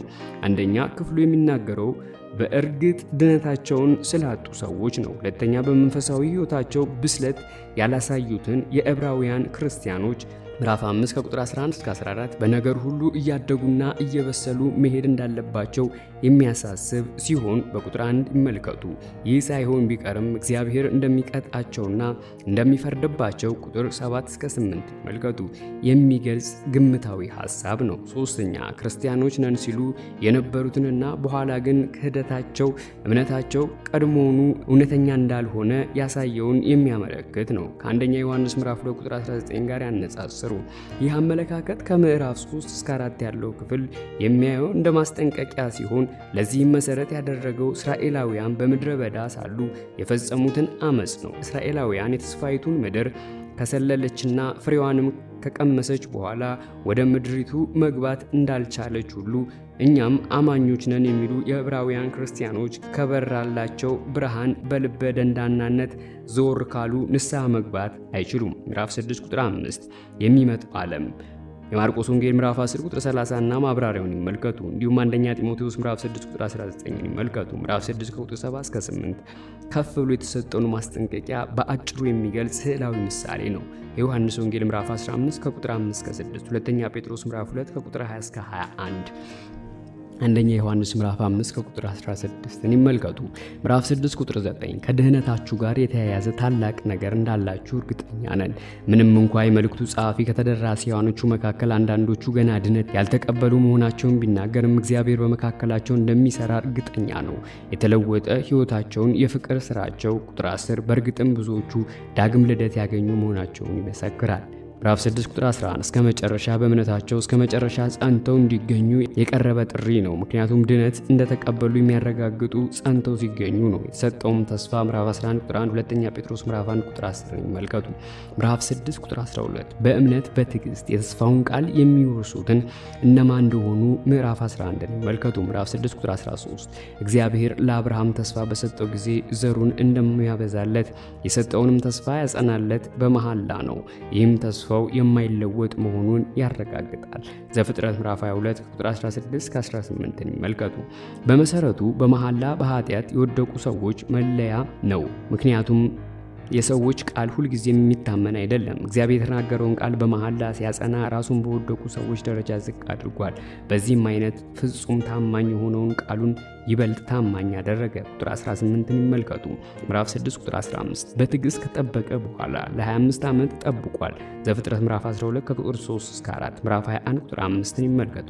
የተሰጠውን ተስፋ አገኘ፣ ልጁ ይስሐቅም ተወለደ ነው። ዘፍጥረት ምዕራፍ 17 ቁጥር 2 ምዕራፍ 18 ቁጥር 10 ምዕራፍ 21 ቁጥር 5 ምዕራፍ 6 ቁጥር 18 በሁለት በማይለወጡ ነገሮች ፍጹም ታማኝ የሆነውን የእግዚአብሔርን የተስፋ ቃልና ተስፋውን የሚያጸናውን የእግዚአብሔርን መሐላ ነው ብርቱ መጽናናት እንዳገኘ አድርጓል። የምንጽናናው አብርሃም በተስፋ ብቻ ያየውን ምዕራፍ 11 ቁጥር 13 ዮሐንስ ወንጌል ምዕራፍ 8 ቁጥር 56 የተስፋውን ቃል ፍጻሜ ወደ ኋላ ተመልሰን መመልከት ስንችል ነው። ምዕራፍ 6 ቁጥር 19 የነፍስ መልሕቅ የሆነ ጽኑ አስተማማኝ መልሕቅ እንደ መርከብ ስፍራውን ጠብቃ እንደምትቆም እንደሚያደርግ ሁሉ በክርስቶስ ያለን ተስፋ የድነታችን ዋስትና ነው። ከመጋረጃው በስተጀርባ ወዳለው ውስጠኛ መቅደስ የመርከቦች መልሕቅ የሚጣለው ወደ ታች ወደ ባህሩ ወለል ሲሆን የክርስቲያኖች መልሕቅ ግን ወደ ላይ ወደ እውነተኛይቱ ሰማያዊ መቅደስ በመሄድ በራሱ በእግዚአብሔር ላይ ይታሰራል። ምዕራፍ 6 ቁጥር 20 እንደ መልከ ጼዴቅ ሹመት ለዘላለም ሊቀ ካህን የመልእክቱ ጸሐፊ በሰው የሚያብራራው አብይ ጭብጥ ነው። ምዕራፍ 7 ቁጥር 1 መልከ ጼዴቅ ዘፍጥረት ምዕራፍ 14 ከቁጥር 18 እስከ 20 እና ማብራሪያውን ይመልከቱ። ንጉስና ካህን መልከ ጼዴቅ ንጉስም ካህንም መሆኑ ልዩ ትኩረት ተሰጥቶታል። ይህም የክርስቶስ ምሳሌ ሆኖ ከቀረበባቸው መንገዶች አንዱ ነው። የሳሌም ኢየሩሳሌም ማለት ነው። የዘፍጥረት ምዕራፍ 14 ቁጥር 18 ማብራሪያ ይመልከቱ። ምዕራፍ 7 ቁጥር 2 የጽድቅ ንጉስ የሳሌም ንጉስ ለመሲሁ የተሰጡ ማዕረጋት ናቸው። ኢሳይያስ ምዕራፍ 9 ከቁጥር 6 እስከ 7 ኤርምያስ ምዕራፍ 23 ከቁጥር 5 እስከ 6 ምዕራፍ 33 ከቁጥር 15 እስከ 16 ይመልከቱ። ምዕራፍ 7 ቁጥር 3 አባትና ያለውም ለሕይወቱም ፍጻሜ የለወጠ በመጀመሪያዎቹ የዘፍጥረት ምዕራፎች ውስጥ ከምናየው ነገር የተለየ ሲሆን በዘፍጥረት ምዕራፍ 14 ቁጥር 18 እስከ 20 ላይ ስለ መልከ ጼዴቅ የተወለደ ሐረግም ሆነ የትውልድ ሐረግም ሆነ የልጅነት ዘመን ወይም ሥራ ስደትም ሆነ ይኖር የነበረ ስለመሆኑ ግን ግልጽ ነው። የዕብራውያን መልእክት ጸሐፊ የአይሁድ ትርጓሜ በመከተል ቅዱሳን መጻሕፍት ስለ መልከ ጼዴቅ የትውልድ ሐረግ ሳይናገሩ በዝምታ ቢያልፉም ያንን ዝምታ መሰረት በማድረግ መልከ ጼዴቅ ክርስቶስ ምሳሌ መሆኑ ይናገራል። የመልከ ጼዴቅ ክህነት ክርስቶስ ዘላለማዊ ክህነቱ ፍጻሜ እንደሌለው ያሳያል። አንዳንድ ሰዎች መልከ ጼዴቅ ለአብርሃም መታየቱን ክርስቶስ ሥጋ ከመልበሱ በፊት ለሰዎች ይገለጥ ነበር ከሚለው ጋር በማያያዝ ለአብርሃም የተገለጠለት ክርስቶስ ነው የሚል እምነት አላቸው። ሆኖም እንደ እግዚአብሔር ልጅ የሚለው ማነጻጸሪያ ይህ አባባል ትክክለኛ እንዳልሆነ ያመለክታል። ምዕራፍ 7 ቁጥር 4 እስቲ እርሱ የቱን ያህል ታላቅ እንደሆነ አስቡ። አስራት የሚቀበል አስራት ከሚሰጥ ይልቅ እንደሚበልጥ የታወቀ ነው። ደግሞም ትንሹ በትልቁ እንደሚባረክ ግልጽ ነው። ቁጥር 7 በሁሉም መንገድ ቢሆን መልከ ጼዴቅ ከአብርሃም ይበልጣል። ምዕራፍ 7 ቁጥር 11 መሰረት ቢሆን በሌዋውያን ክህነት መሰረት ነው። ሕጉ የተሰጠውም የሙሴ ሕግና ክህነት አብረው የሚሄዱ ናቸው። ሰዎች ሁሉ ኃጢአተኞች በመሆናቸው ከሕግ ኩነኔ ስር ናቸው። ስለዚህም በእነርሱና በእግዚአብሔር መካከል ሆኖ የሚማልድ ሥርዓተ ክህነት የግድ ያስፈልጋቸዋል። እንደ አሮን ሳይሆን እንደ መልከ ጼዴቅ ሹመት የአሮን የሌዋውያን ክህነት ፍጹም አለመሆኑን በአንጻሩም የመልከ ጼዴቅ ግን ፍጹም እንደሆነ ያመለክታል። ለዘላለም ካህን የሆነው እንደሚመጣ የተነገረው መዝሙር 110 ቁጥር 10 የሌዋውያን ክህነት አገልግሎት በመስጠት ላይ እያለ ነው። ይህም አሁን ያለው ስርዓት ክህነት ወደፊት የሚመጣውን የተሻለ ክህነት እንደሚተካ ያሳያል። ምዕራፍ 7 ቁጥር 16 ካህን የሆነ እንደ ትውልድ ሐረግ ስርዓት አይደለም። በሙሴ ሕግ መሰረት በክህነት ማገልገል የሚችሉት ከሌዊ ወገን የሆኑ ብቻ ናቸው። ዘዳግም ምዕራፍ 18 ቁጥር 1 ኢየሱስ ግን የመጣው የክህነት አገልግሎት ካልተሰጠው ከይሁዳ ነገድ ነው። ቁጥር 14 እስከ 15 በማይጠፋ የሕይወት ኃይል በመዝሙር 110 ቁጥር 4 መሰረት በመልከ ጼዴቅ የሹመት ስርዓት የሚመጣ ካህን የዘላለም ካህን ነው። ምዕራፍ 7 ቁጥር 18 የቀድሞ ትእዛዝ ደካማና የማይጠቅም በመሆኑ ሕጉ ቅዱስና መልካም ነው። ሮሜ ምዕራፍ 7 ቁጥር 12 ይሁን እንጂ ሕጉን በመተላለፍ ኃጢአት የሚሰሩትን ሊያጸድቃቸው ወይም ሕጉ የሚጠይቀውን ሁሉ ለመፈጸም የሚያስችል ኃይል ሊሰጣቸው አይችልም። ቁጥር 19 ምዕራፍ 7 ቁጥር 19 ሕጉ ወደፊት ለሚመጣው የሚዘጋጁ ብቻ እንጂ ገላትያ ምዕራፍ 3 ቁጥር 23-25 ይመልከቱ ፍጹም ሊያደርግ አይችልም። የማቴዎስ ወንጌል ምዕራፍ 5 ቁጥር 17 ይመልከቱ። የተሻለ ተስፋ አዲሱ ኪዳን የተሻለ ነው፣ ምክንያቱም ያገኘነው ቤዝነት ፍጹምና ወደ እግዚአብሔር ፊት ሊያቀርበን የሚችል መሆኑን ያረጋግጥልናል። የቆላስይስ ምዕራፍ 1 ቁጥር 5 ማብራሪያ ይመልከቱ። ምዕራፍ 7 ቁጥር 20 የሌዋውያኑ ክህነት ሲመሰረት እግዚአብሔር አልማለም። በመዝሙር 110 ላይ ቃል የተገባው ክህነት በመሃል ላይ የጸና በመሆኑ እጅግ የላቀ ነው። ምዕራፍ 7 ቁጥር 22 ለተሻለ ኪዳን። ምዕራፍ 8 ቁጥር 10 ይመልከቱ። ምዕራፍ 7 ቁጥር 23 በአገልግሎታቸው እንዳይቀጥሉ ሞት ስለከለከላቸው የሌዋውያን ስርዓት ክህነት ፍጹም እንዳልሆነ የሚያሳይ ተጨማሪ ማስረጃ ነው። ምዕራፍ 7 ቁጥር 25 ፈጽሞ ፍጹምነትና ሙሉነት የሚለውን ሐሳብ ሊይዝ ይችላል። አማራጭ ትርጉሙን ይመልከቱ። ኢየሱስ ለዘላለም ፍጹም ሊቀ ካህን ነው። በመሆኑም ፍጹሙና ሁልጊዜ ሊያድን ይችላል። እየማለደ ሁልጊዜም በሕይወት ስለሚኖር ሕዝቡ ያለ ካህን የሚሆንበት ጊዜ አይኖርም። የዮሐንስ ወንጌል 17 አንደኛ ዮሐንስ ምዕራፍ 2 ቁጥር 1 ይመልከቱ። ምዕራፍ 7 ቁጥር 26 የሚያስፈልገን ከኃጢአትና ኃጢአት ከሚያስከትለው ቅጣት ሊታደገን የሚችል ነው። ምዕራፍ 7 ቁጥር 27 በየቀኑ ዓመቱን በሙሉ ያለማቋረጥ የሚቀርበው መስዋዕት የሚያመለክት ሲሆን ዘጸአት ምዕራፍ 29 ቁጥር 36-42 ይህም መስዋዕቱ በማያዳግም ሁኔታ ለኃጢአት መፍትሄ ሊሰጥ እንደማይችል አንዱ ማስረጃ ነው። መጀመሪያ ስለ ራሱ ኃጢአት የሌለበት ስለሆነ ስለ ራሱ መስዋዕት ማቅረብ አያስፈልገውም። ስለዚህም የክርስቶስ ክህነት የላቀ ነው። ለአንዴና ለመጨረሻ ጊዜ በዕብራውያን መልእክት ውስጥ ቁልፍ ሐረግ ነው። ምዕራፍ 9 ቁጥር 12 እና 26 ምዕራፍ 10 ቁጥር 2 እና 10 ይመልከቱ። ሌዋውያን ካህናት በየዕለቱ ለእግዚአብሔር መስዋዕት ማቅረብ ነበረባቸው። ኢየሱስ ግን ለአንዴና ለመጨረሻ ጊዜ ራሱን መስዋዕት አድርጎ አቀረበ። ራሱን በሰጠ ጊዜ ሌዋውያን ካህናት መስዋዕት አድርገው የሚያቀርቡት እንስሳትን ብቻ ሲሆን የእኛ ሊቀ ካህን ግን ራሱን መስዋዕት አድርጎ አቀረበ። በዚህ አይነት ፍጹም ምትክ ሆነን። ምዕራፍ 7 ቁጥር 28 ደካማ የሆኑትን ሰዎች ደካማ የሆኑም አንደኛ ሟችና ከዚህም የተነሳ ዘላለማዊነት የሌላቸው በመሆኑ ቁጥር 23 ሁለተኛ ኃጢአተኞች በመሆናቸው ቁጥር 27 ሶስተኛ ማቅረብ የሚችሉት መስዋዕት እንስሳትን ብቻ በመሆኑ እንስሳት ደግሞ የእግዚአብሔር አምሳል ለተፈጠረው ሰው ትክክለኛ ምትክ መሆን ስለማይችሉ ነው። ዘፍጥረት ምዕራፍ 1 ከቁጥር 26-28 እና ማብራሪያውን ይመልከቱ። ለዘላለም ፍጹም የሆነውን ክርስቶስ ፍጹም ሊሆን የቻለው በኃጢአት ሳይሸነፍ ፈተናን በመቀበሉ ነው።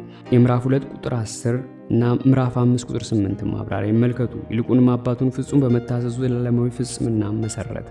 ምዕራፍ 8 ከቁጥር 1 እስከ ምዕራፍ 10 ቁጥር 39 የዚህ ክፍል አብይ ሐሳብ የሰረጸውም በኤርምያስ ምዕራፍ 31 ከቁጥር 31 እስከ 34 ከተሰጠው ትንታኔ ሲሆን ክርስቶስ ለተሻለ ኪዳን መካከለኛ መሆኑን አጉልቶ የሚያሳይ ነው። ምዕራፍ 7 ቁጥር 22 ምዕራፍ 8 ቁጥር 1 የምዕራፍ 1 ከቁጥር 2 እስከ 3 ማብራሪያ ይመልከቱ። በሰማያት በግርማው አይሁድ እግዚአብሔርን ለማመልከት የሚጠቀሙበት አባባል ነው። ምዕራፍ 1 ቁጥር 3ን ይመልከቱ። ምዕራፍ 8 ቁጥር 2 እውነተኛ ድንኳን ሙሴ ከተከላት ፍጹም ዘላለማዊ ካልሆነች እንዲሁም ለሰማያዊቷ ድንኳን ምሳሌ ከሆነችው ጋር ሲነጻጸር ነው። በሰው ሳይሆን በጌታ በተተከለችው እግዚአብሔር የሰራት ሰማያዊቷ ድንኳን ሙሴ ከሰራት ሊቀ ካህኑ በዓመት አንድ ጊዜ የማስተሰሪያውን ደም ይዞ ከሚገባበት ቅድስተ ቅዱሳን ጋር ትመሳሰላለች። ዘሌዋውያን ምዕራፍ 16 ቁጥር 13-15 እና 34 ታላቁ ሊቀ ካህናችን ግን አማላጃችን ሆኖ በሰማያዊቱ መቅደስ ውስጥ ለዘላለም ይኖራል። ምዕራፍ 7 ቁጥር 25 ምዕራፍ 8 ቁጥር 3 መባና መስዋዕትን የምዕራፍ 5 ቁጥር 1 ማብራሪያ ይመልከቱ። ምዕራፍ 8 ቁጥር 4 ካህን ባልሆነም ነበር። ክርስቶስ በሥጋ የተወለደው ከይሁዳ ነገድ ነው። የአይሁድ ነገድ ደግሞ ከካህናት ወገን አይደለም። ምዕራፍ 7 ከቁጥር 12 እስከ 14 ይመልከቱ። መባን የሚያቀርቡ ሰዎች ከሌዋዊ ነገድ የሆኑ ናቸው። እዚህ ላይም ሆነ በመልእክቱ ውስጥ በሌላ ስፍራ የሚያቀርቡ የሚለው የአሁኑ ጊዜ ግስ የሚያመለክት በኢየሩሳሌም የሚገኘው ቤተ መቅደስ እንደቆመ ነው። እንግዲህ ይህ መልእክት የተጻፈው ቤተ መቅደሱ በ70 ዓመተ ምህረት ላይ ከመፍረሱ በፊት ነው ማለት ነው። በመልእክት መግቢያ ላይም መልእክቱ የተጻፈበት ጊዜና ቦታ የሚለውን ይመልከቱ። ምዕራፍ 8 ቁጥር 5 በሰማይ ላለችው መቅደስ ምሳሌና ጥላ። ሊቀ ካህናችን ክርስቶስ የራሱ ደም ይዞ የገባው ወደ እውነተኛይቱና እግዚአብሔር ወደሚኖርባት መቅደስ ነው። ምዕራፍ 9 ቁጥር 11 እስከ 12 ይመልከቱ። በተገለጠልህ ምሳሌ መሰረት ሁሉን ነገር እንድታደርግ ድንኳኒቱንም ሆነች የአገልግሎቱን ስርዓት የቀረቡት ኃጢአተኞች ቅዱስ ወደ ሆነው አምላክ በመቅረብ የሚችሉት በዚህ መንገድ ብቻ መሆኑን በምሳሌ ለመግለጽ ነው። ምዕራፍ 8 ቁጥር 6 ኢየሱስ መካከለኛ የሆነበት ኪዳን ከቀድሞ እንደሚበልጥ ሁሉ ምዕራፍ 9 ቁጥር 15፣ ምዕራፍ 12 ቁጥር 24፣ አንደኛ ጢሞቴዎስ ምዕራፍ 2 ቁጥር 5ን ይመልከቱ። ኢየሱስ መካከለኛ የሆነበት አዲሱ ኪዳን ቁጥር 8 እስከ 12፣ ኤርምያስ ምዕራፍ 31 ከቁጥር 31 እስከ 34 ይመልከቱ። እግዚአብሔር በሲና ተራራ ላይም በሙሴ አማካይነት ከሰጠው ኪዳን ይበልጥ ዘጸአት ምዕራፍ 24 ቁጥር 7 እስከ 8 ይመልከቱ። የተመሰረተው በተሻለ የተስፋ ቃል ላይ ነው።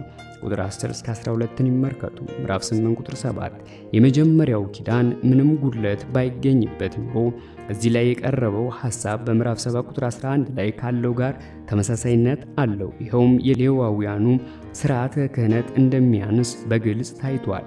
ምክንያቱም በመልከ ጼዴቅ ሥርዓት በመጣው ክህነት ተተክቷል። በተመሳሳይ ሁኔታ ለሙሴ የተሰጠው ኪዳን ጉድለት ባይኖርበት ኖሮ በአዲስ ኪዳን መተካት ባላስፈለገም ነበር። እንደ እውነቱም ከሆነ ግን በሙሴ በኩል የመጣው ኪዳን ጉድለት የለበትም። የምዕራፍ 7 ቁጥር 17 ይመልከቱ። ምዕራፍ 8 ከቁጥር 8 እስከ 12 ከኤርምያስ ምዕራፍ 31 ከቁጥር 31 እስከ 34 ላይ የተወሰደ ትንቢታዊ አዋጅና የአዲስ ኪዳን ትርጓሜ ነው። ይህም ኪዳን በሙሴ በኩል ከመጣው ኪዳን ፍጹም ልዩ ነው። ቁጥር 9 ከዚህም ኪዳን የሚገኝ አብይ ጥቅሶች አንደኛ የእግዚአብሔርን ሕግ የህሊና መርህ በመሆን ቁጥር 10 ሕዝቡ ፍቃዱን በመፈጸም ደስ እንዲላቸው ያደርጋል። ከዚህም ምዕራፍ 36 ከቁጥር 26 እስከ 27 ከሮሜ ምዕራፍ 8 ቁጥር 2 እስከ 4 ጋር ያነጻጽሩ። ሁለተኛ በእግዚአብሔር በሕዝቡ መካከል ጥብቅ ግንኙነት እንዲኖር ያደርጋል። ቁጥር 10 ሶስተኛ እግዚአብሔርን ያለማወቅ ኃጢአት ለዘላለም ይወገዳል። ቁጥር 11 እንዲሁም አራተኛ የኃጢአት ይቅርታ ከዘላለም እስከ ዘላለም የሚኖር እውነት ይሆናል። ቁጥር 12 ምዕራፍ 8 ቁጥር 13 ያረጀ ያፈጀ የአዲስ ኪዳን መታወጅ የቀድሞ ኪዳን ጊዜያዊ መሆኑን ያረጋግጣል። በመሆኑም ወደ ቀድሞ ስርዓት መመለስ ማለት ወደ አረጀው ወይም ከጥቅም ውጭ ወደ ሆነው መመለስ ማለት ነው። ምዕራፍ 9 ቁጥር 2 ድንኳን ተተክሎ ነበር። በሙሴ የተሰራውን ድንኳን ነው። መቅረዙ ከጥቅጥቅ ወርቅ የተሰራና በቅድስና ውስጥ በተቀደሰው ቦታ በስተደቡብ የሚቀመጥና ዘጸአት ምዕራፍ 4 ቁጥር 24 በየምሽቱ ያለማቋረጥ የሚበሩ 7 መብራቶች ያሉት ነው። ዘጸአት ምዕራፍ 25 ከቁጥር 31 እስከ 40 ጠረጴዛውንና የመስዋዕቱን ህብስት ከግራን እንጨት የተሰራና በወርቅ የተለበጠ በቅድስተ ውስጥ በስተ ሰሜን የሚቀመጥ ነው። ዘጸአት ምዕራፍ 40 ቁጥር 22 በህብስት ማስቀመጫ ጠረጴዛ ላይ በሁለት ረድፍ የተደረደሩ 6 ህብስቶች ይገኛሉ። ዘሌዋውያን ምዕራፍ 24 ከቁጥር 5 እስከ 6፣ ምዕራፍ 9 ቁጥር 4 የወርቅ ማዕጠንትና ነበሩ። ማዕጠንቱ የተቀመጠው በቅድስት ውስጥ ቢሆንም የመልእክቱ ጸሐፊ ግን በቅድስተ ቅዱሳኑ ውስጥ እንደሚገኝ አድርጎ ይገልጻል። እንዲህ ያደረገውም ቅድስተ ቅዱሳኑ ከኪዳኑ ታቦት ጋር ያለውን የቅርብ ግንኙነት ለማሳየት ነው። ከዘጸአት 40 ምዕራፍ 5፣ አንደኛ ነገሥት ምዕራፍ 6 ቁጥር 22 ጋር ያነጻጽሩ። ሊቀ ካህኑ በስርየት ቀን ከማስጠነቱ ላይ ዕጣን በመውሰድና ለኃጢአት ማሰሪያ የሚሆነውን ደም በመያዝ ወደ ቅድስተ ቅዱሳን ይገባል። ዘሌዋውያን ምዕራፍ 16 ከቁጥር 12 እስከ 14 የኪዳኑ ታቦት ከውስጡም ከግራር እንጨት ተሰርቶ ከውስጥና ከውጭ በወርቅ የተለበጠ ሳጥን ነው። ዘጸአት ምዕራፍ 25 ከቁጥር 10 እስከ 16 መና በትርፍ ጽላት የዘጸአት ምዕራፍ 16 ከቁጥር 33 እስከ 34 ማብራሪያ ይመልከቱ። እንዲሁም ደልቁ ምዕራፍ 17 ከቁጥር 8 እስከ 10 ይመልከቱ።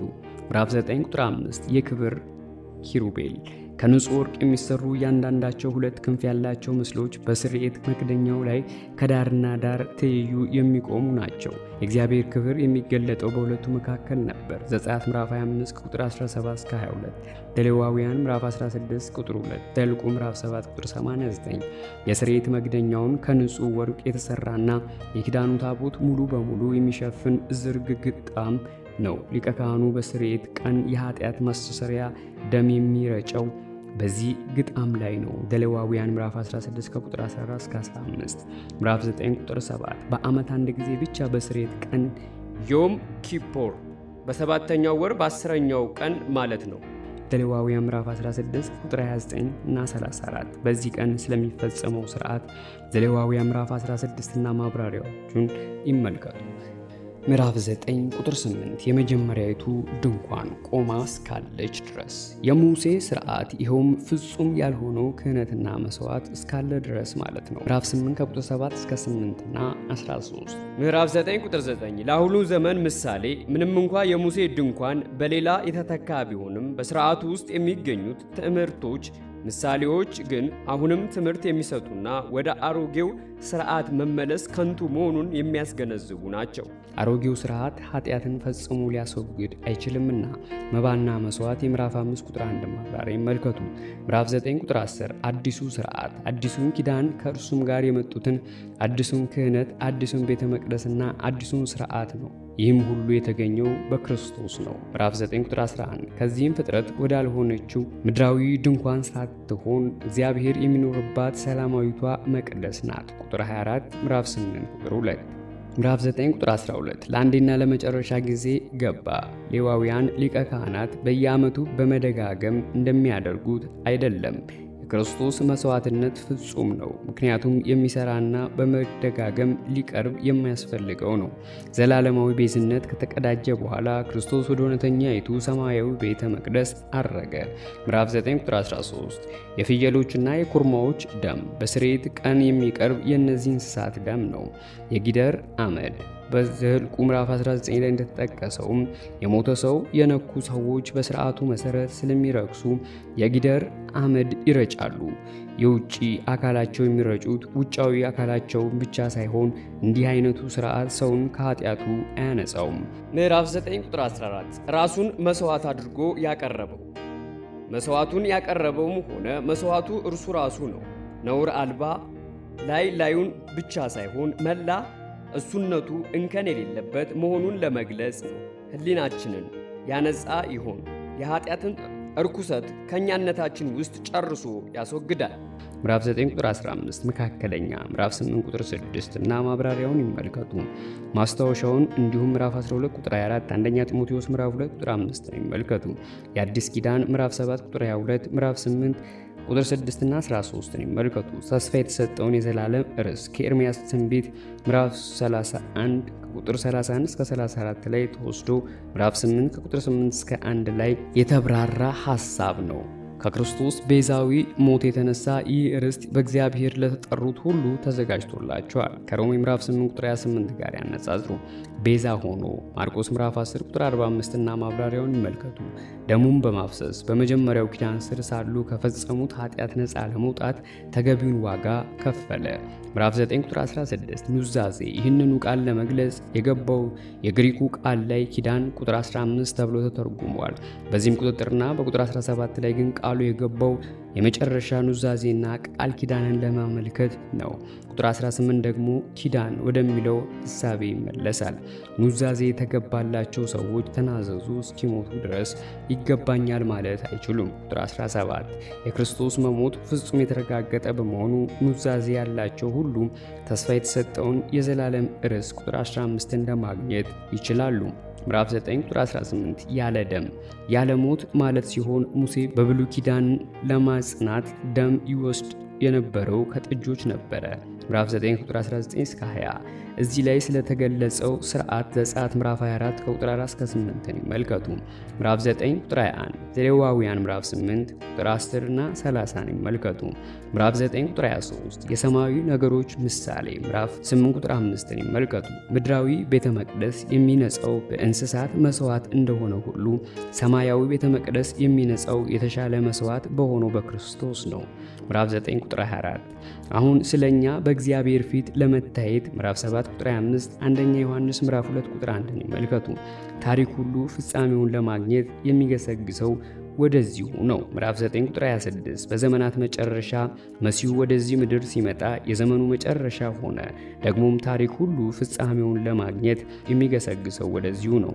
ምዕራፍ 9 ቁጥር 27 ሰው አንድ ጊዜ ሲሞት ከዚያም በኋላ በፍርድ ቤት ሊቆም ተወስኖለታል። የተፈጥሮ ሕግ በመሆኑ ሰው አንድ ጊዜ ይሞታል በኃጢአቱ ምክንያት ሮሜ ምዕራፍ 5 ቁጥር 12። ክርስቶስም የኃጢአት ፍጹም መስዋዕት በመሆን አንድ ጊዜ ሞተ።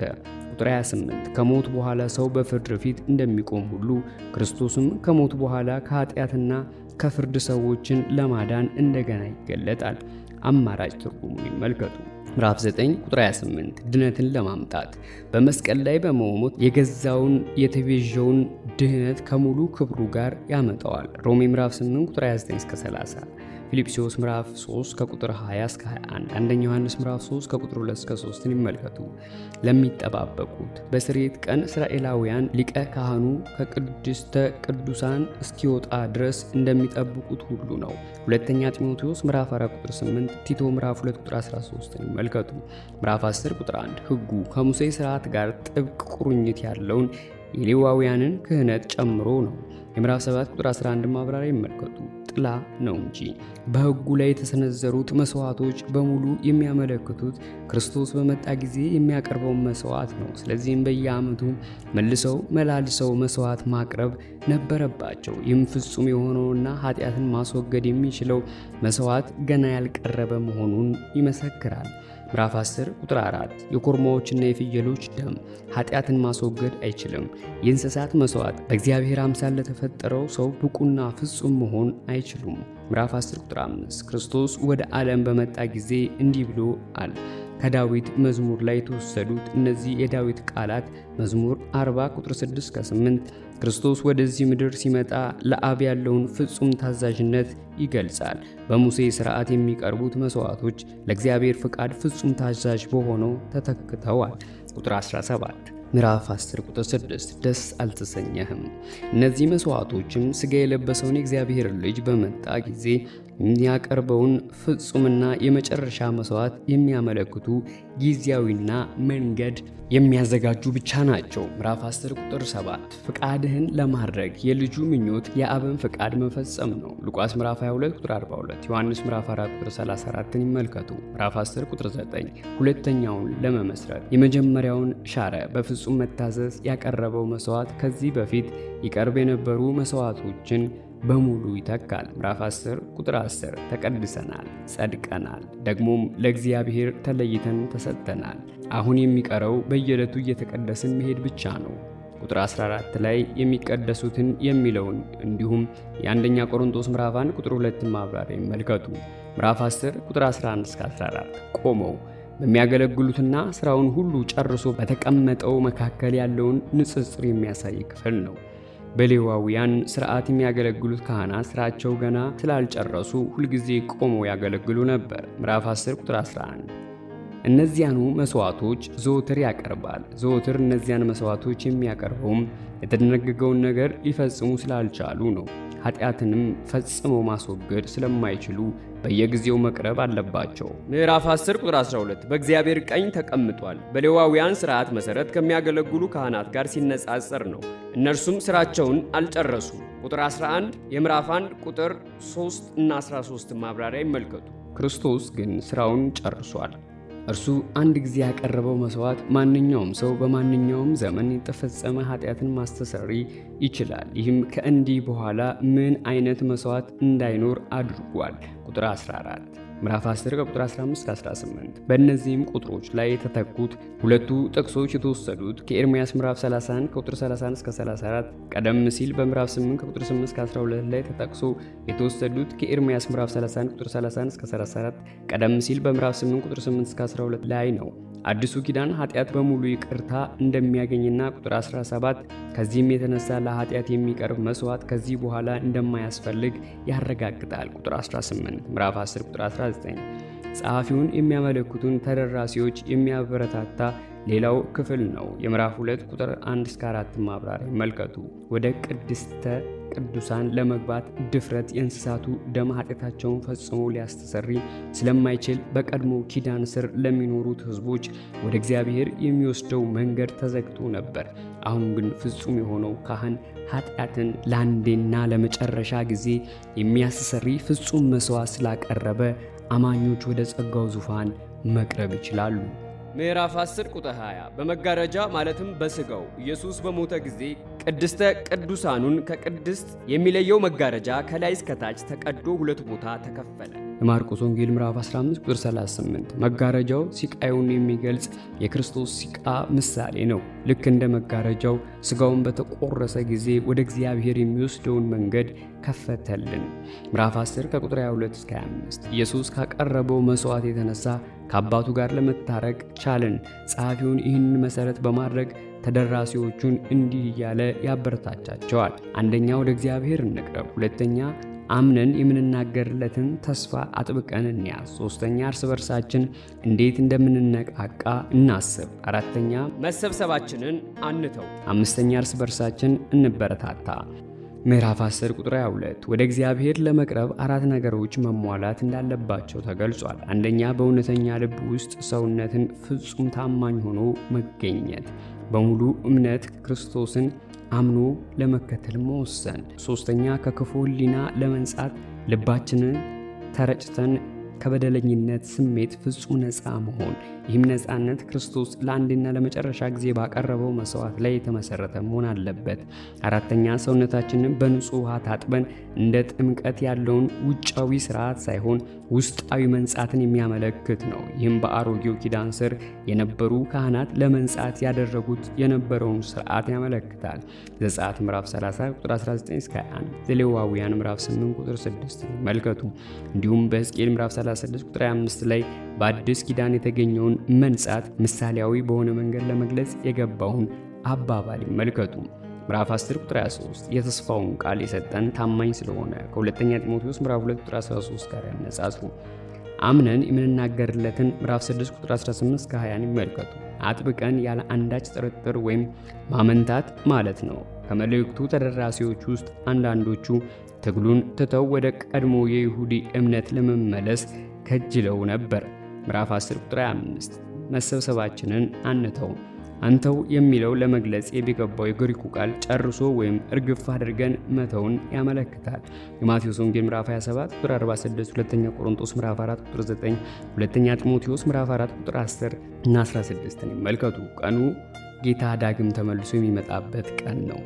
አንደኛ ተሰሎንቄ ምዕራፍ 5 ቁጥር 2 እና 4፣ ሁለተኛ ተሰሎንቄ ምዕራፍ 1 ቁጥር 10፣ ምዕራፍ 2 ቁጥር 2፣ ሁለተኛ ጴጥሮስ ምዕራፍ 3 ቁጥር 10 ይመልከቱ። ምዕራፍ 10 ከቁጥር 26-31 እነዚህ ቁጥሮች ከእግዚአብሔር ጉባኤ ተለይተው የሚወጡ ሰዎችን በቁጥር 25 ላይ እንዳንዶች የተባሉትን ለማስጠንቀቅ የተጻፉ ናቸው። በዚህም ክፍል ከተነገረው መንፈሳዊ ውድቀት ጋር ተመሳሳይ ይዘት ያለውን የምዕራፍ 6 ቁጥር 4-8 ማብራሪያ ይመልከቱ። ምዕራፍ 10 ቁጥር 26 ሆን ብለን በኃጢአት ጸንተን ብንመላለስ የክህደት ኃጢአትን ብንፈጽም ማለት ነው። ቁጥር 29ን ይመልከቱ። የምዕራፍ 5 ቁጥር 2 ማብራሪያ ይመልከቱ። ይህ ጥቅስ የተመሰረተው በዘኍልቍ ምዕራፍ 15 ከቁጥር 27-31 ላይ ነው። ለኃጢአት የሚሆን ሌላ መስዋዕት አይኖርም። ክርስቶስን ለኃጢአት ያቀረበውን መስዋዕት አለመቀበል ማለት ብቸኛ የሆነውን የኃጢአት መስዋዕት አለመቀበል ማለት ነው። ከዚህ ሌላ መስዋዕት የለምና። ምዕራፍ 10 ቁጥር 27 የሚያስፈራ ፍርድና የሚባላ ብርቱ እሳት። ሁለተኛ ተሰሎንቄ ምዕራፍ 1 ከቁጥር 6-9 ይመልከቱ። ምዕራፍ 10 ቁጥር 28 ዘዳግም ምዕራፍ 17 ከቁጥር 2-7 ይመልከቱ። ምዕራፍ 10 ቁጥር 29 የኪዳኑን ደም። ምዕራፍ 9 ቁጥር 20 ምዕራፍ 13 ቁጥር 20፣ ዘጸአት ምዕራፍ 24 ቁጥር 8፣ የማቴዎስ ወንጌል ምዕራፍ 26 ቁጥር 28፣ የማርቆስ ወንጌል ምዕራፍ 14 ቁጥር 24ን ይመልከቱ። ምዕራፍ 10 ቁጥር 31፣ ምዕራፍ 12 ቁጥር 29ን ይመልከቱ። ምዕራፍ 10 ቁጥር 32 የቀድሞውን ዘመን ምናልባትም መጀመሪያ ወንጌልን በተቀበሉ ጊዜ የነበራቸውን ብርቱ አቋምና በዚህም ሁሉ መከራ ውስጥ ሲያልፉ ያሳዩትን ጽናት እንዲሁም እርስ በርስ የነበራቸውን ፍቅር ለመግለጽ ነው። ምዕራፍ 10 ቁጥር 34 የተሻለና ለዘወትር የሚኖር ሀብት በክርስቶስ ያገኙትን ድነትና ወደፊት የሚጠብቃቸውን ሽልማት ነው። ምዕራፍ 11 ቁጥር 10፣ ምዕራፍ 13 እስከ 16 ቁጥር 26 ቁጥር 35፣ ምዕራፍ 13 ቁጥር 14፣ የማቴዎስ ወንጌል ምዕራፍ 5 ቁጥር 11 እስከ 12፣ ምዕራፍ 6 ከቁጥር 19 እስከ 21፣ ሮሜ ምዕራፍ 8 ቁጥር 18፣ ምዕራፍ 10 ቁጥር 38 ጻድቅ ግን በእምነት ይኖራል። የዕንባቆም ምዕራፍ 2 ቁጥር 4 ማብራሪያ ይመልከቱ። ምዕራፍ 10 ቁጥር 39 ወደ ኋላ አፈግፍገው ከሚጠፉት አምነው ከሚድኑት ወገን ለሚለው ተቃራኒ ነው። የመልእክቱ ጸሐፊ ከተደራሲዎቹ መካከል አብዛኞቹ አምነው ከሚድኑት ወገን እንደሆኑ እርግጠኛ ነው። የምዕራፍ 6 ቁጥር 9ን ማብራሪያ ይመልከቱ። ምዕራፍ 11 ከቁጥር 1 እስከ ምዕራፍ 12 ቁጥር 29 ቀደም ሲል በተብራሩት የብሉይ ኪዳን ክፍሎች ላይ የተመሰረተ ምክር ነው። ምዕራፍ 11 ቁጥር 2 አባቶችም በቅድመ ክርስትና ዘመን የነበሩ የእምነት አርበኞች ናቸው። ከነዚህም ውስጥ ጥቂቶቹ በዚህ ምዕራፍ ተጠቅሰዋል። ምዕራፍ 11 ቁጥር 4 ዘፍጥረት ምዕራፍ 4 ከቁጥር 2 እስከ 5 ይመልከቱ። ጻድቅ እንደሆነ ተመሰከረለት። ሁለቱ ወንድማማቾች ለእግዚአብሔር መስዋዕት አቀረቡ። ቃየን ከእርሻው ፍሬ ሲያቀርብ፣ አቤል ደግሞ ከበጎቹ መካከል በኩር የሆነውን አቀረበ። የአቤል መስዋዕት ተቀባይነት ሊያገኝ የቻለበት ዋናው ምክንያት መስዋዕቱ በእምነት ስላቀረበ ነው። ይህም የቃየል መስዋዕት ተቀባይነት ያጣው በእምነት ሳይሆን ለታይታ ብቻ የቀረበ መሆኑ ያስገነዝባል። ዘፍጥረት ምዕራፍ 4 ከቁጥር 3 እስከ 4 ማብራሪያ ይመልከቱ። ምዕራፍ 11 ቁጥር 5 ሄኖክ ዘፍጥረት ምዕራፍ 5 ከቁጥር 18 እስከ 24 ይመልከቱ። ተወሰደ፣ እግዚአብሔር ወደ ሚኖርበት ነው።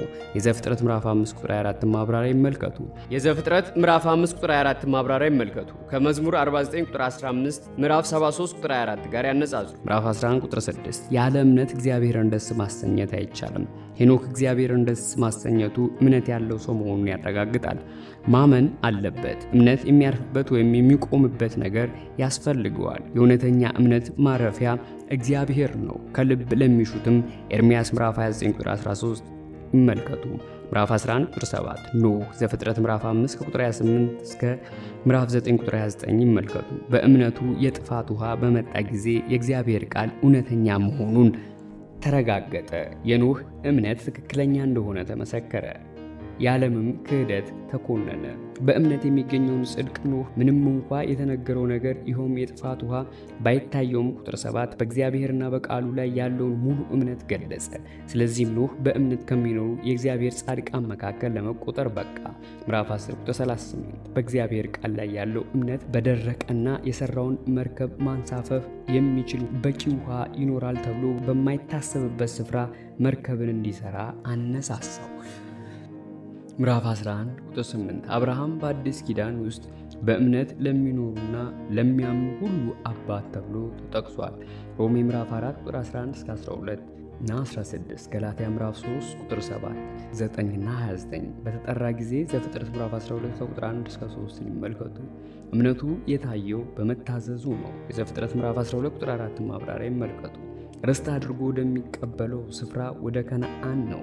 ወዴት እንደሚሄድም ባያውቅም አካሄዱ ባወጣ ያውጣው በሚል ጭፍንነት ሳይሆን የእግዚአብሔርን ታማኝነት በመታመን ነበረ።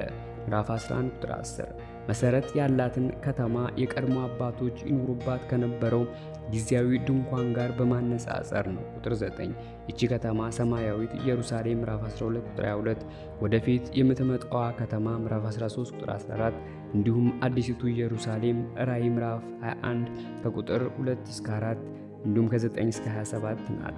የፈጠራትን ከመዝሙር ምዕራፍ 147 ቁጥር 2 ያነጻጽሩ። የኢሳይያስ ምዕራፍ 62 ቁጥር 5ን አማራጭ ትርጉሙን ይመልከቱ። ምዕራፍ 11 ቁጥር 11 ሳራም መካን ብትሆንም ምናልባት ልጅ መውለድ የማትችልበት ዕድሜ ላይ መድረሷን ያመለክታል። በፍጥረት ምዕራፍ 18 ከቁጥር 11 እስከ 12፣ የዘፍጥረት ምዕራፍ 11 ቁጥር 30ን ማብራሪያ ይመልከቱ። ምዕራፍ 11 ቁጥር 12 እንደ ሞተ ሰው ምክንያቱም ዕድሜው 100 ዓመት ሆኖት ነበረ። ዘፍጥረት ምዕራፍ 21 ቁጥር 5፣ ሮሜ ምዕራፍ 4 ቁጥር 19 ይመልከቱ። እንደ ሰማይ ከዋክብት እንደ ባህር ዳር አሸዋ ዘፍጥረት ምዕራፍ 13 ቁጥር 16 እና ማብራሪያውን ይመልከቱ። እንዲሁም ምዕራፍ 15 ቁጥር 5፣ ምዕራፍ 22 ቁጥር 17፣ ምዕራፍ 26 ቁጥር 4፣ አንደኛ ነገሥት ምዕራፍ 4 ቁጥር 20 ይመልከቱ። ምዕራፍ 11 ቁጥር 13 ከሩቅ አይተው ሰላም አሉት። በድንግዝግዝ ቢሆንም ይህንን ሰማያዊ እውነት በእምነት ተመለከቱ። ደግሞም ተስፋ ያደረጉትን ነገር በመጨረሻ እንደሚያገኙ እርግጠኛ ነበሩ። ቁጥር 1 ይመልከቱ። በዚህም ምድር ሲኖሩ ምጽአተኞችና እንግዶች እውነተኛ ቤታቸው በሰማይ ነው። ምዕራፍ 11 ቁጥር 14 የራሳቸው የሆነውን የተሻለና ሰማያዊ አገርን ያመለክታል። ቁጥር 16 ምዕራፍ 11 ቁጥር 16 ከተማ አዘጋጅቶላቸዋልና። ከተማና ቁጥር 10 አገር የሚሉት ቃላት በዚህ ምልክት መደምደሚያ ምዕራፎች ውስጥ በተለዋዋጭነት ገብተዋል። ቁጥር 9 እስከ 10 እና ከ14 እስከ 16። ምዕራፍ 13 ቁጥር 14 በዮሐንስ ራእይ ውስጥ ይቺ ከተማ አማኞች የሚኖሩባት አዲሲቱ ኢየሩሳሌም ተብላለች። ራእይ ምዕራፍ 21 ቁጥር 2 ይመልከቱ። ምዕራፍ 11 ቁጥር 17 ዘፍጥረት ምዕራፍ 22 ይመልከቱ። አንድ ልጁን ዘፍጥረት ምዕራፍ 22 ቁጥር 2 ቁጥር 12 እና 16፣ የዮሐንስ ወንጌል ምዕራፍ 3 ቁጥር 16፣ ሮሜ ምዕራፍ 8 ቁጥር 32 ይመልከቱ። ምዕራፍ 11 ቁጥር 19 እግዚአብሔር ሙታንን ሊያስነሳ እንደሚችል የአብርሃም እምነት ጠንካራ ከመሆኑ የተነሳ እግዚአብሔር ከወደደ ይስሐቅን ከሞት እንኳን ሊያስነሳው እንደሚችል አምኗል። ይህም ምትክ የሚሆነው በግ በቀረበ ጊዜ ምሳሌያዊ በሆነ መንገድ ተፈጽሟል። ዘፍጥረት ምዕራፍ 22 ቁጥር 13፣ ምዕራፍ 11 ቁጥር 20፣ ዘፍጥረት ምዕራፍ 27 ከቁጥር 27 እስከ 40 ይመልከቱ።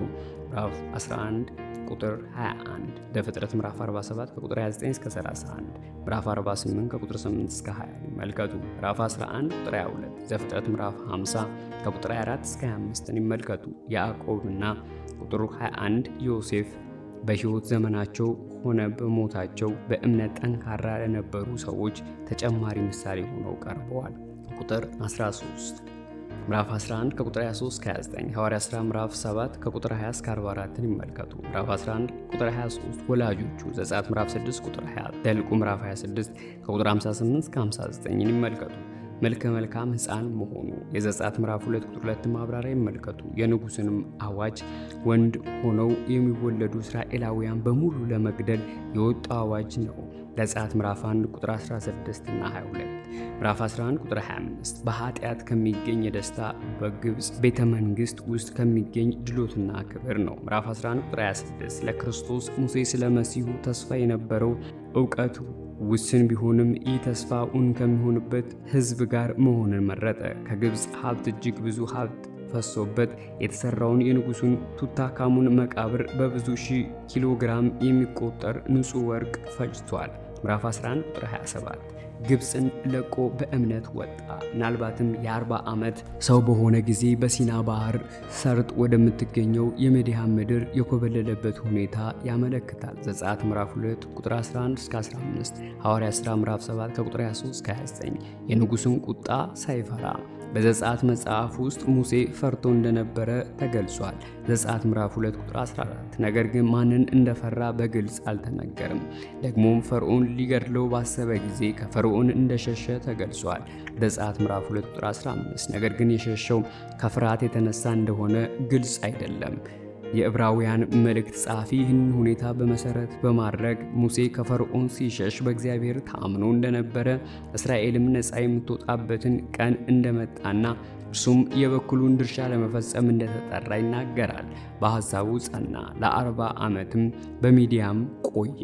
የሐዋርያት ሥራ ምዕራፍ 7 ቁጥር 30፣ ምዕራፍ 11 ቁጥር 28 ዘጸአት 12ን ይመልከቱ። ምዕራፍ 11 ቁጥር 29 ዘጸአት ከ14 እስከ 15ን ይመልከቱ። ሙሴ ሶስተኛውን የመጨረሻውን 40 ዓመት ያሳለፈው እስራኤላውያን በምድረ በዳ ሲመራ ነው። ዕድሜው 120 ዓመት ሲሆነው በሞዓብ ሞተ። ዘዳግም ምዕራፍ 34 ከቁጥር 1 እስከ 7፣ ምዕራፍ 11 ቁጥር 30 ሙሴ ሲመራው የነበረውን ሕዝብ ኢያሱ ተረከበ። እርሱም ሕዝቡን ወደ ተስፋይቱ ምድር አደረሰ። ኢያሪኮ የተስፋይቱን ምድር ለመውረስ በወጡበት ጊዜ የገጠማቸውን ትልቁን ጠላት ያለ አንዳች ጦርነት በእምነት ብቻ ድል ነሱ። ኢያሱ ምዕራፍ 6 ምዕራፍ 11 ቁጥር 31 ዝሙት አዳሪዋ ረዓብ አዲስ ወዳገኘችው እምነት ከመምጣቷ በፊት የነበራትን የቀድሞ ሕይወቷን የሚያመለክት አገላለጽ ነው። ኢያሱ ምዕራፍ 2 ከቁጥር 8 እስከ 11 ምዕራፍ 6 ከቁጥር 22 እስከ 25። ከዚያም በኋላ ወሰን የሌለው የእግዚአብሔር ጸጋ ማንኛውንም ኃጢአተኛ ተቤዥቶ ለዘላለም ክብር ማብቃት እንደሚችል የሚያሳይም ነው። ሰላዮቹን በሰላም ስለተቀበለቻቸው ያዕቆብ ምዕራፍ 2 ቁጥር 25ን ይመልከቱ። ምዕራፍ 11 ቁጥር 32 እስከ 38 ክርስቶስ ከመምጣቱ በፊት አያሌ የእምነት አርበኞች ነበሩ። ስለ እነርሱ ብዙ መጻፍ ይቻል ነበር። ለአብነት ያህል ግን በእምነታቸው የታወቁ ጥቂት ወንዶችና ሴቶች ተወስተዋል። ሁሉንም አንድ የሚያደርጋቸው ነገር ቢኖር በእምነት ድል መንሳታቸው ነው። ቁጥር 33 ምዕራፍ 11 ቁጥር 32 እንዳልተርክ ይህንን ቃል ለመግለጽ የገባው የግሪክ ቃል ተባዕት ጾታ ሲሆን ይህም የዕብራውያን መልእክት ጸሐፊ በጾታው ወንድ እንደሆነ ያሳያል። በመልእክቱ መግቢያ ላይም ጸሐፊው የሚለውን ይመልከቱ። ስለ ጌዲዮን፣ ስለ ባራቅ፣ ስለ ሳምሶን፣ ስለ ዮፍታሄ መሳፍንት ምዕራፍ 4 ቁጥር 6 እስከ ምዕራፍ 5 ቁጥር 15፣ ምዕራፍ 6 ቁጥር 11 እስከ ምዕራፍ 8 ቁጥር 35 እንዲሁም ምዕራፍ 11 እና ምዕራፍ 12 ቁጥር 7፣ ምዕራፍ 13 ቁጥር 24 እስከ ምዕራፍ 16 ቁጥር 31ን ይመልከቱ። ስለ ሳሙኤል እንዲሁም ስለ ነቢያት መዝሙር 99 ቁጥር 6፣ ኤርምያስ ምዕራፍ 15 ቁጥር 1፣ ሐዋርያት ሥራ ምዕራፍ 3 ቁጥር 24፣ ምዕራፍ 13 ቁጥር 20ን ይመልከቱ። ምዕራፍ 11 ቁጥር 33 የአንበሶችን አፍ በአንበሶች ጉድጓድ ውስጥ ከተጣለው ዳንኤል ጋር ያነጻጽሩ። ዳንኤል 6 ምዕራፍ 11 ቁጥር 34 የእሳትን ኃይል አጠፋ። በእሳት እቶን ውስጥ ተጥለው ከነበሩት ከዳንኤል ባልንጀሮች ከሲድራቅ ከሚሳቅና ከአብድናጎም ጋር ያነጻጽሩ። ዳንኤል ምዕራፍ 3 ከድካማቸው በረቱ፣ በእግዚአብሔር እርዳታ ነው። ሮሜ ምዕራፍ 8 ቁጥር 26፣ ሁለተኛ ቆሮንቶስ ምዕራፍ 12 ቁጥር 9 ይመልከቱ። ምዕራፍ 11 ቁጥር 35 ሴቶች ሙታናቸውን ተነሱላቸው።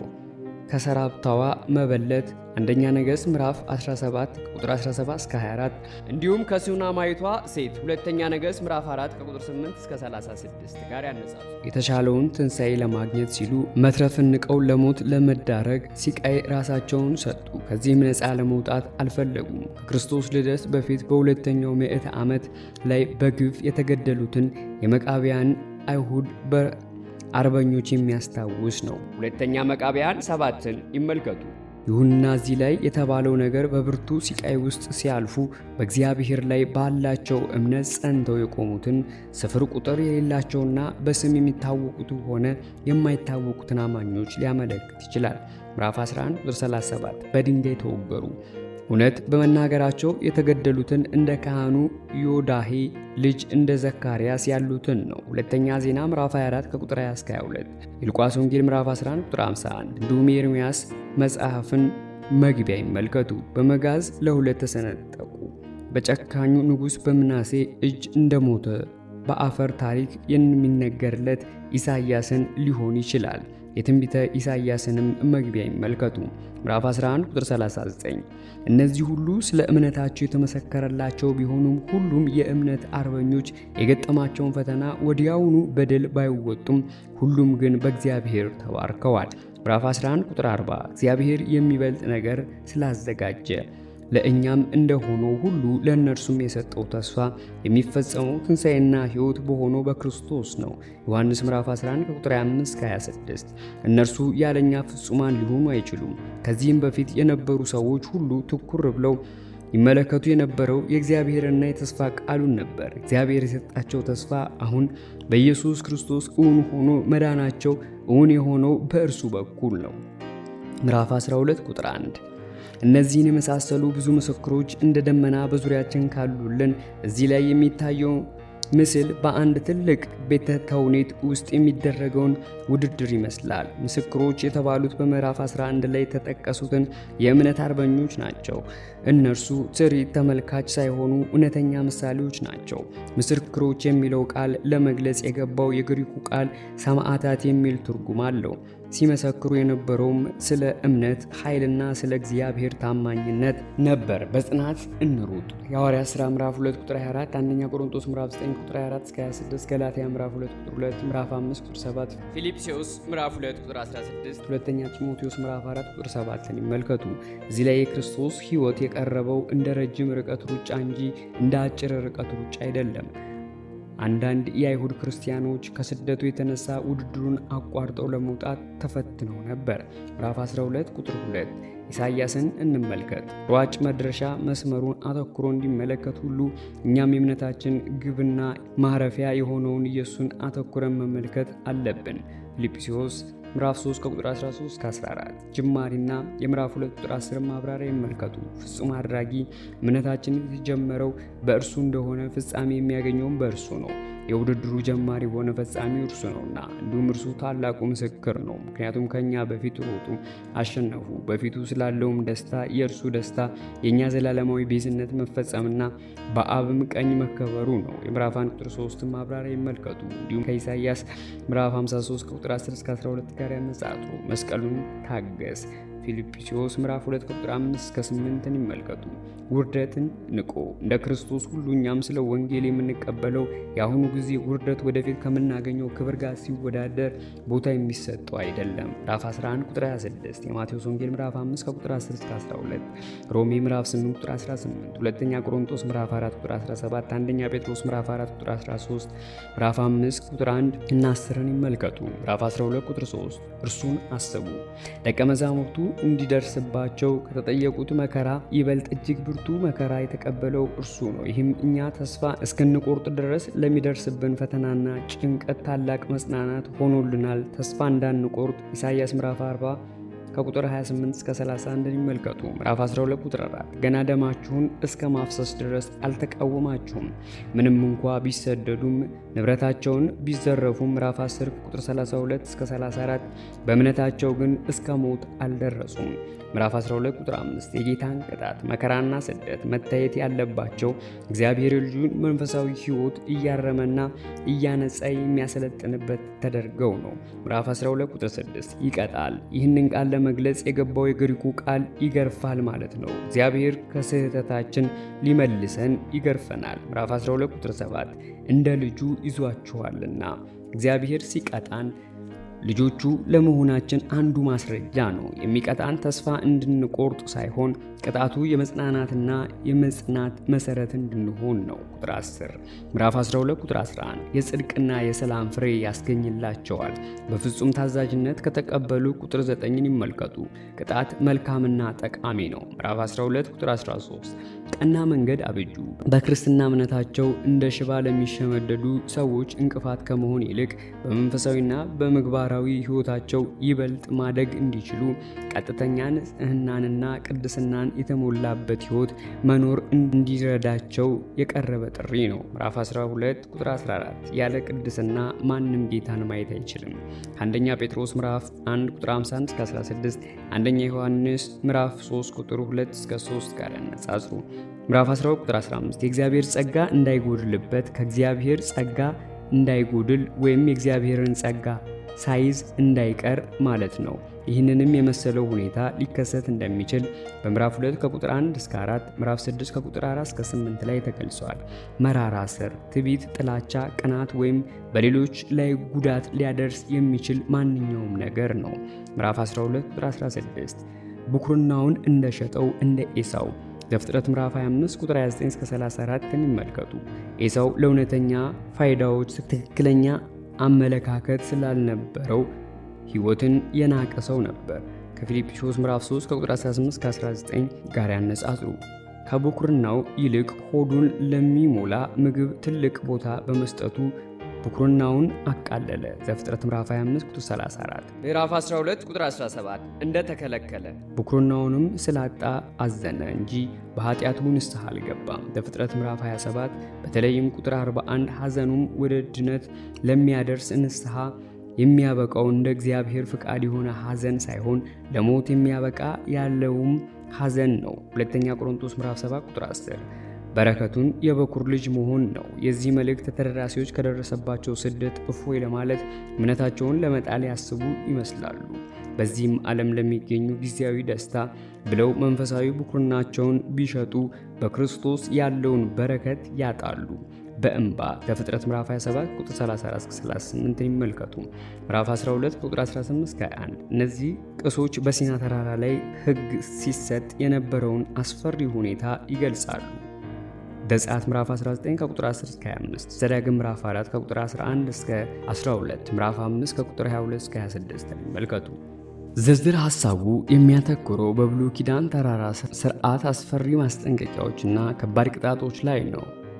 በኢየሱስ ክርስቶስ የሚያምኑ ግን እንዲህ አይነት የሚያስፈራ ኪዳን ስለሌላቸው ወደ ብሉይ ኪዳን ሥርዓት ለመመለስ ማሰብ አይገባቸውም። ምዕራፍ 12 ቁጥር 22 ጽዮን ተራራ በኢየሩሳሌም ወይም በደቡብ ምስራቅ ክፍል የምትገኘው ጽዮን ተራራ ሳይሆን ሰማያዊቷ የእግዚአብሔር ከተማና ከእርሷም ጋር በዚያ የሚኖሩትን ነው።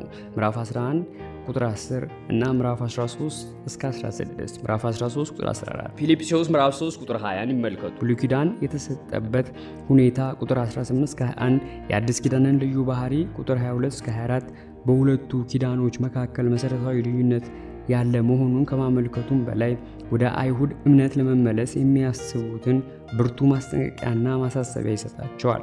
ወደ አላፋት መላእክት ራእይ ምዕራፍ 5 ከቁጥር 11-12 ይመልከቱ። ምዕራፍ 12 ቁጥር 23 በኩራት ማህበር በጥቅሉ የቤተ ክርስቲያን አካል የሆኑትን አማኞች ነው። አንደኛ ቀደም ሲል በቁጥር 22 ላይ ስለተጠቀሱ መላእክቱን ሊሆን አይችልም። ሁለተኛ ምንም እንኳ ክርስቶስ በኩር ተብሎ ቢጠራም ምዕራፍ 1 ቁጥር 6፣ ሮሜ ምዕራፍ 8 ቁጥር 29፣ ቆላስያስ ምዕራፍ 1 ቁጥር 15-18፣ ራእይ ምዕራፍ 1 ቁጥር 5 በዚህም ቁጥር ላይ በኩራት የሚለው ቃል እርሱን አያመለክትም። ምክንያቱም የግሪኩ ቃል ብዙ ቁጥር ነው። ሶስተኛ ስማቸው በሰማይ ስለተመዘገበ የተቤዡ መሆናቸውን ያመለክታል። ራእይ ምዕራፍ 3 ቁጥር 5፣ ምዕራፍ 13 ቁጥር 8፣ ምዕራፍ 17 ቁጥር 8፣ ምዕራፍ 20 ቁጥር 12፣ ምዕራፍ 21 ቁጥር 27 ይመልከቱ። በኩራት የሚለው ስያሜ የሚያመለክተው ሊቁ በኩርና ሁሉን ወራሽ ምዕራፍ 1 ቁጥር 2 ከሆነው ከክርስቶስ ጋር አብረው ወራሾች መሆናቸውን ነው።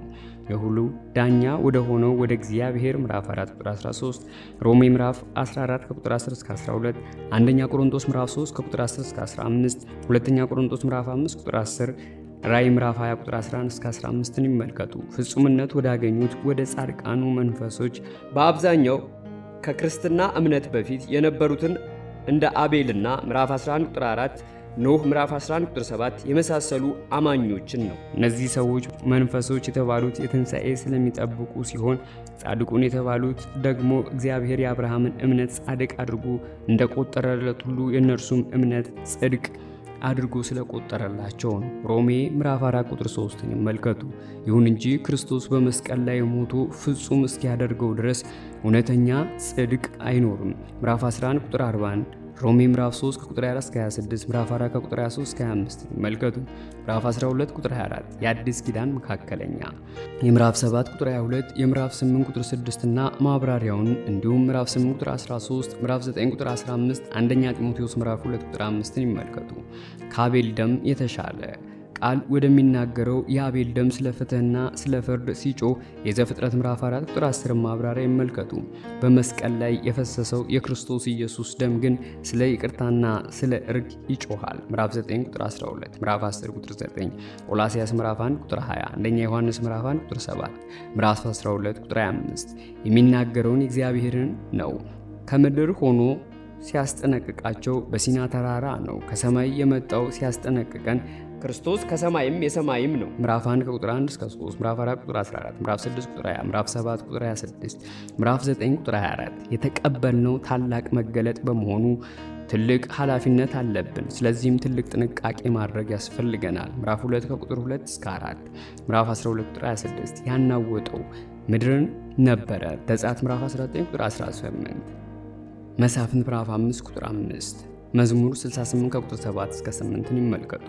ምዕራፍ 12 ቁጥር 27 ደግሜ ክርስቶስ ዳግም ተመልሶ ሲመጣ ታላቅ ነውጥ ይሆናል፣ የማይናወጡት የሚመጣውን መንግሥት ነው። ቁጥር 28 ምዕራፍ 12 ቁጥር 28 ደስ በሚያሰኘው መንገድ እናመልከው።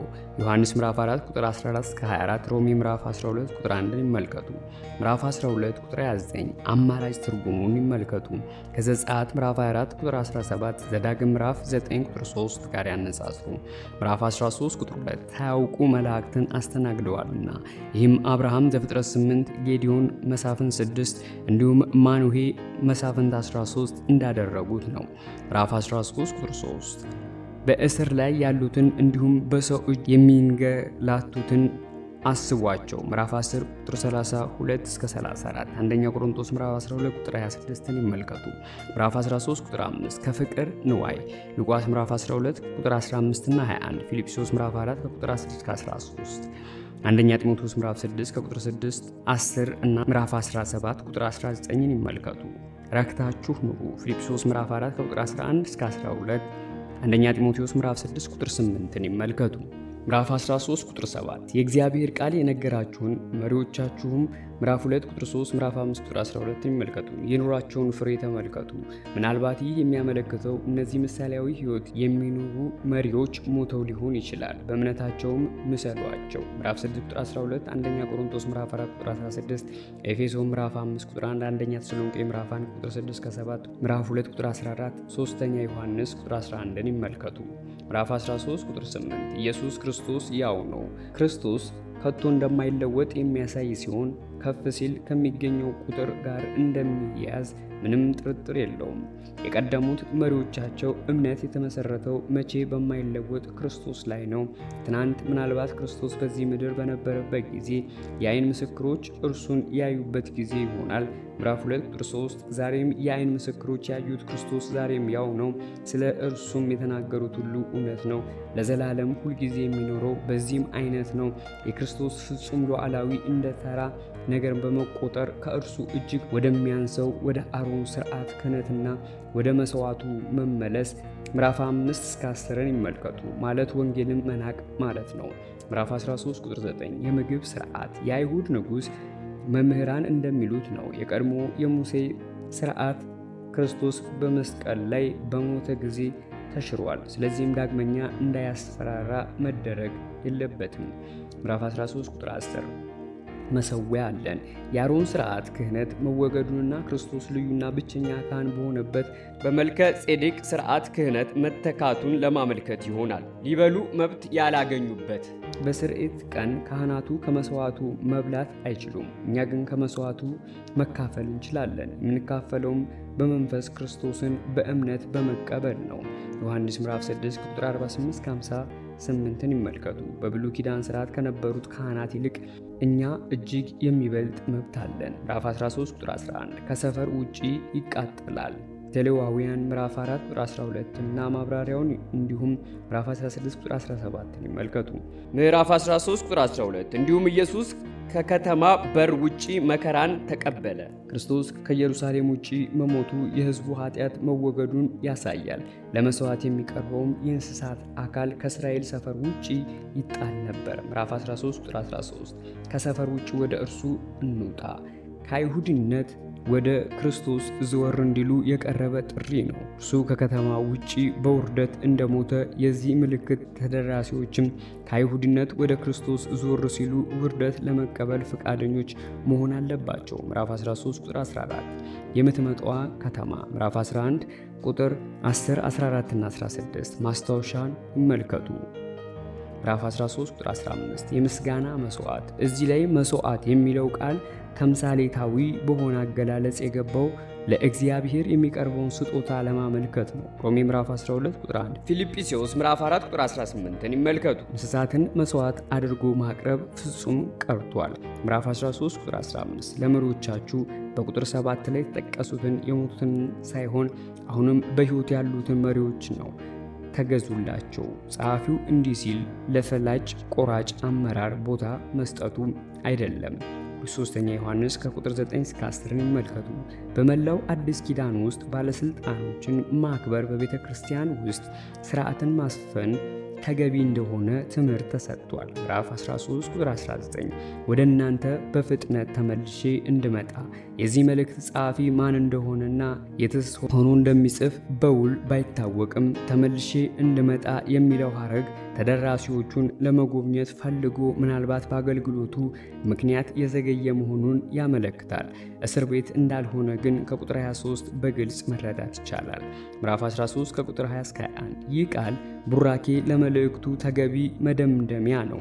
የሰላም አምላክ በቃሉ ቡራኬ ጊዜ ለእግዚአብሔር የሚውል አገላለጽ ነው። ሮሜ ምዕራፍ 15 ቁጥር 33፣ ምዕራፍ 16 ቁጥር 20፣ ፊልጵስዩስ ምዕራፍ 4 ቁጥር 9፣ አንደኛ ተሰሎንቄ ምዕራፍ 5 ቁጥር 23ን ይመልከቱ።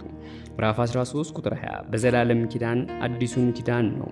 የምዕራፍ 8 ቁጥር 8 እስከ 12 ማብራሪያ ይመልከቱ።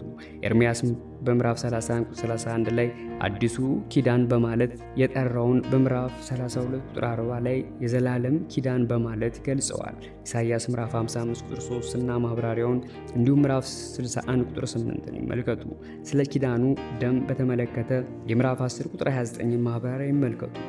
ታላቅ እረኛ ለምሳሌ መዝሙር 23፣ ኢሳይያስ ምዕራፍ 40 ቁጥር 11፣ ሕዝቅኤል ምዕራፍ 34 ከቁጥር 11 እስከ 16 እና 23 ከምዕራፍ 37 እስከ 24፣ የዮሐንስ ወንጌል ምዕራፍ 10 ከቁጥር 2 እስከ 3፣ 11፣ 14፣ 27፣ አንደኛ ጴጥሮስ ምዕራፍ 2 ከቁጥር 25፣ ምዕራፍ 5 ቁጥር 4ን ይመልከቱ። ምዕራፍ 13 ከቁጥር 22 እስከ 25 በስተመጨረሻ እንደ አዲስ ማሳሰቢያ የተሰጠ ክፍል ነው። ምዕራፍ 13 ቁጥር 22 አጭር መልእክቱን አጭር የሚያሰኘው ክርስቶስ ከሁሉ የሚበልጥ መሆኑን ከዚህ በላይ መግለጽ ሲቻል ከብዙ በጥቂቱ ብቻ የቀረበ መሆኑ ነው። የምክር ቃልን የመልእክቱ ፍሬ ሐሳብ አማኞች በክርስቶስ ሕይወታቸው እየጎለበቱና እየበሰሉ እንዲሄዱ ከክርስቶስ ተለይተው እንዳይወድቁ የሚያሳስብ ነው። ምዕራፍ 13 ቁጥር 23 ጢሞቴዎስ እንደተፈታ የመልእክቱ ተደራሲዎች በሚገባ የሚያውቁት ጢሞቴዎስ ከእስር ቤት የተፈታ በቅርቡ ነው። ምዕራፍ 13 ቁጥር 24 ለመሪዎቻችሁ በቁጥር 17 ላይ ተጠቅሷል። ከኢጣሊያ የሆኑት ይህ መልእክት የተጻፈው ከኢጣሊያ ወይም ለኢጣሊያ ሰዎች ነው ማለት አይደለም። ጸሐፊው በኢጣሊያ ለሚገኙ አማኞች ሰላምታውን እያስተላለፈ ነው።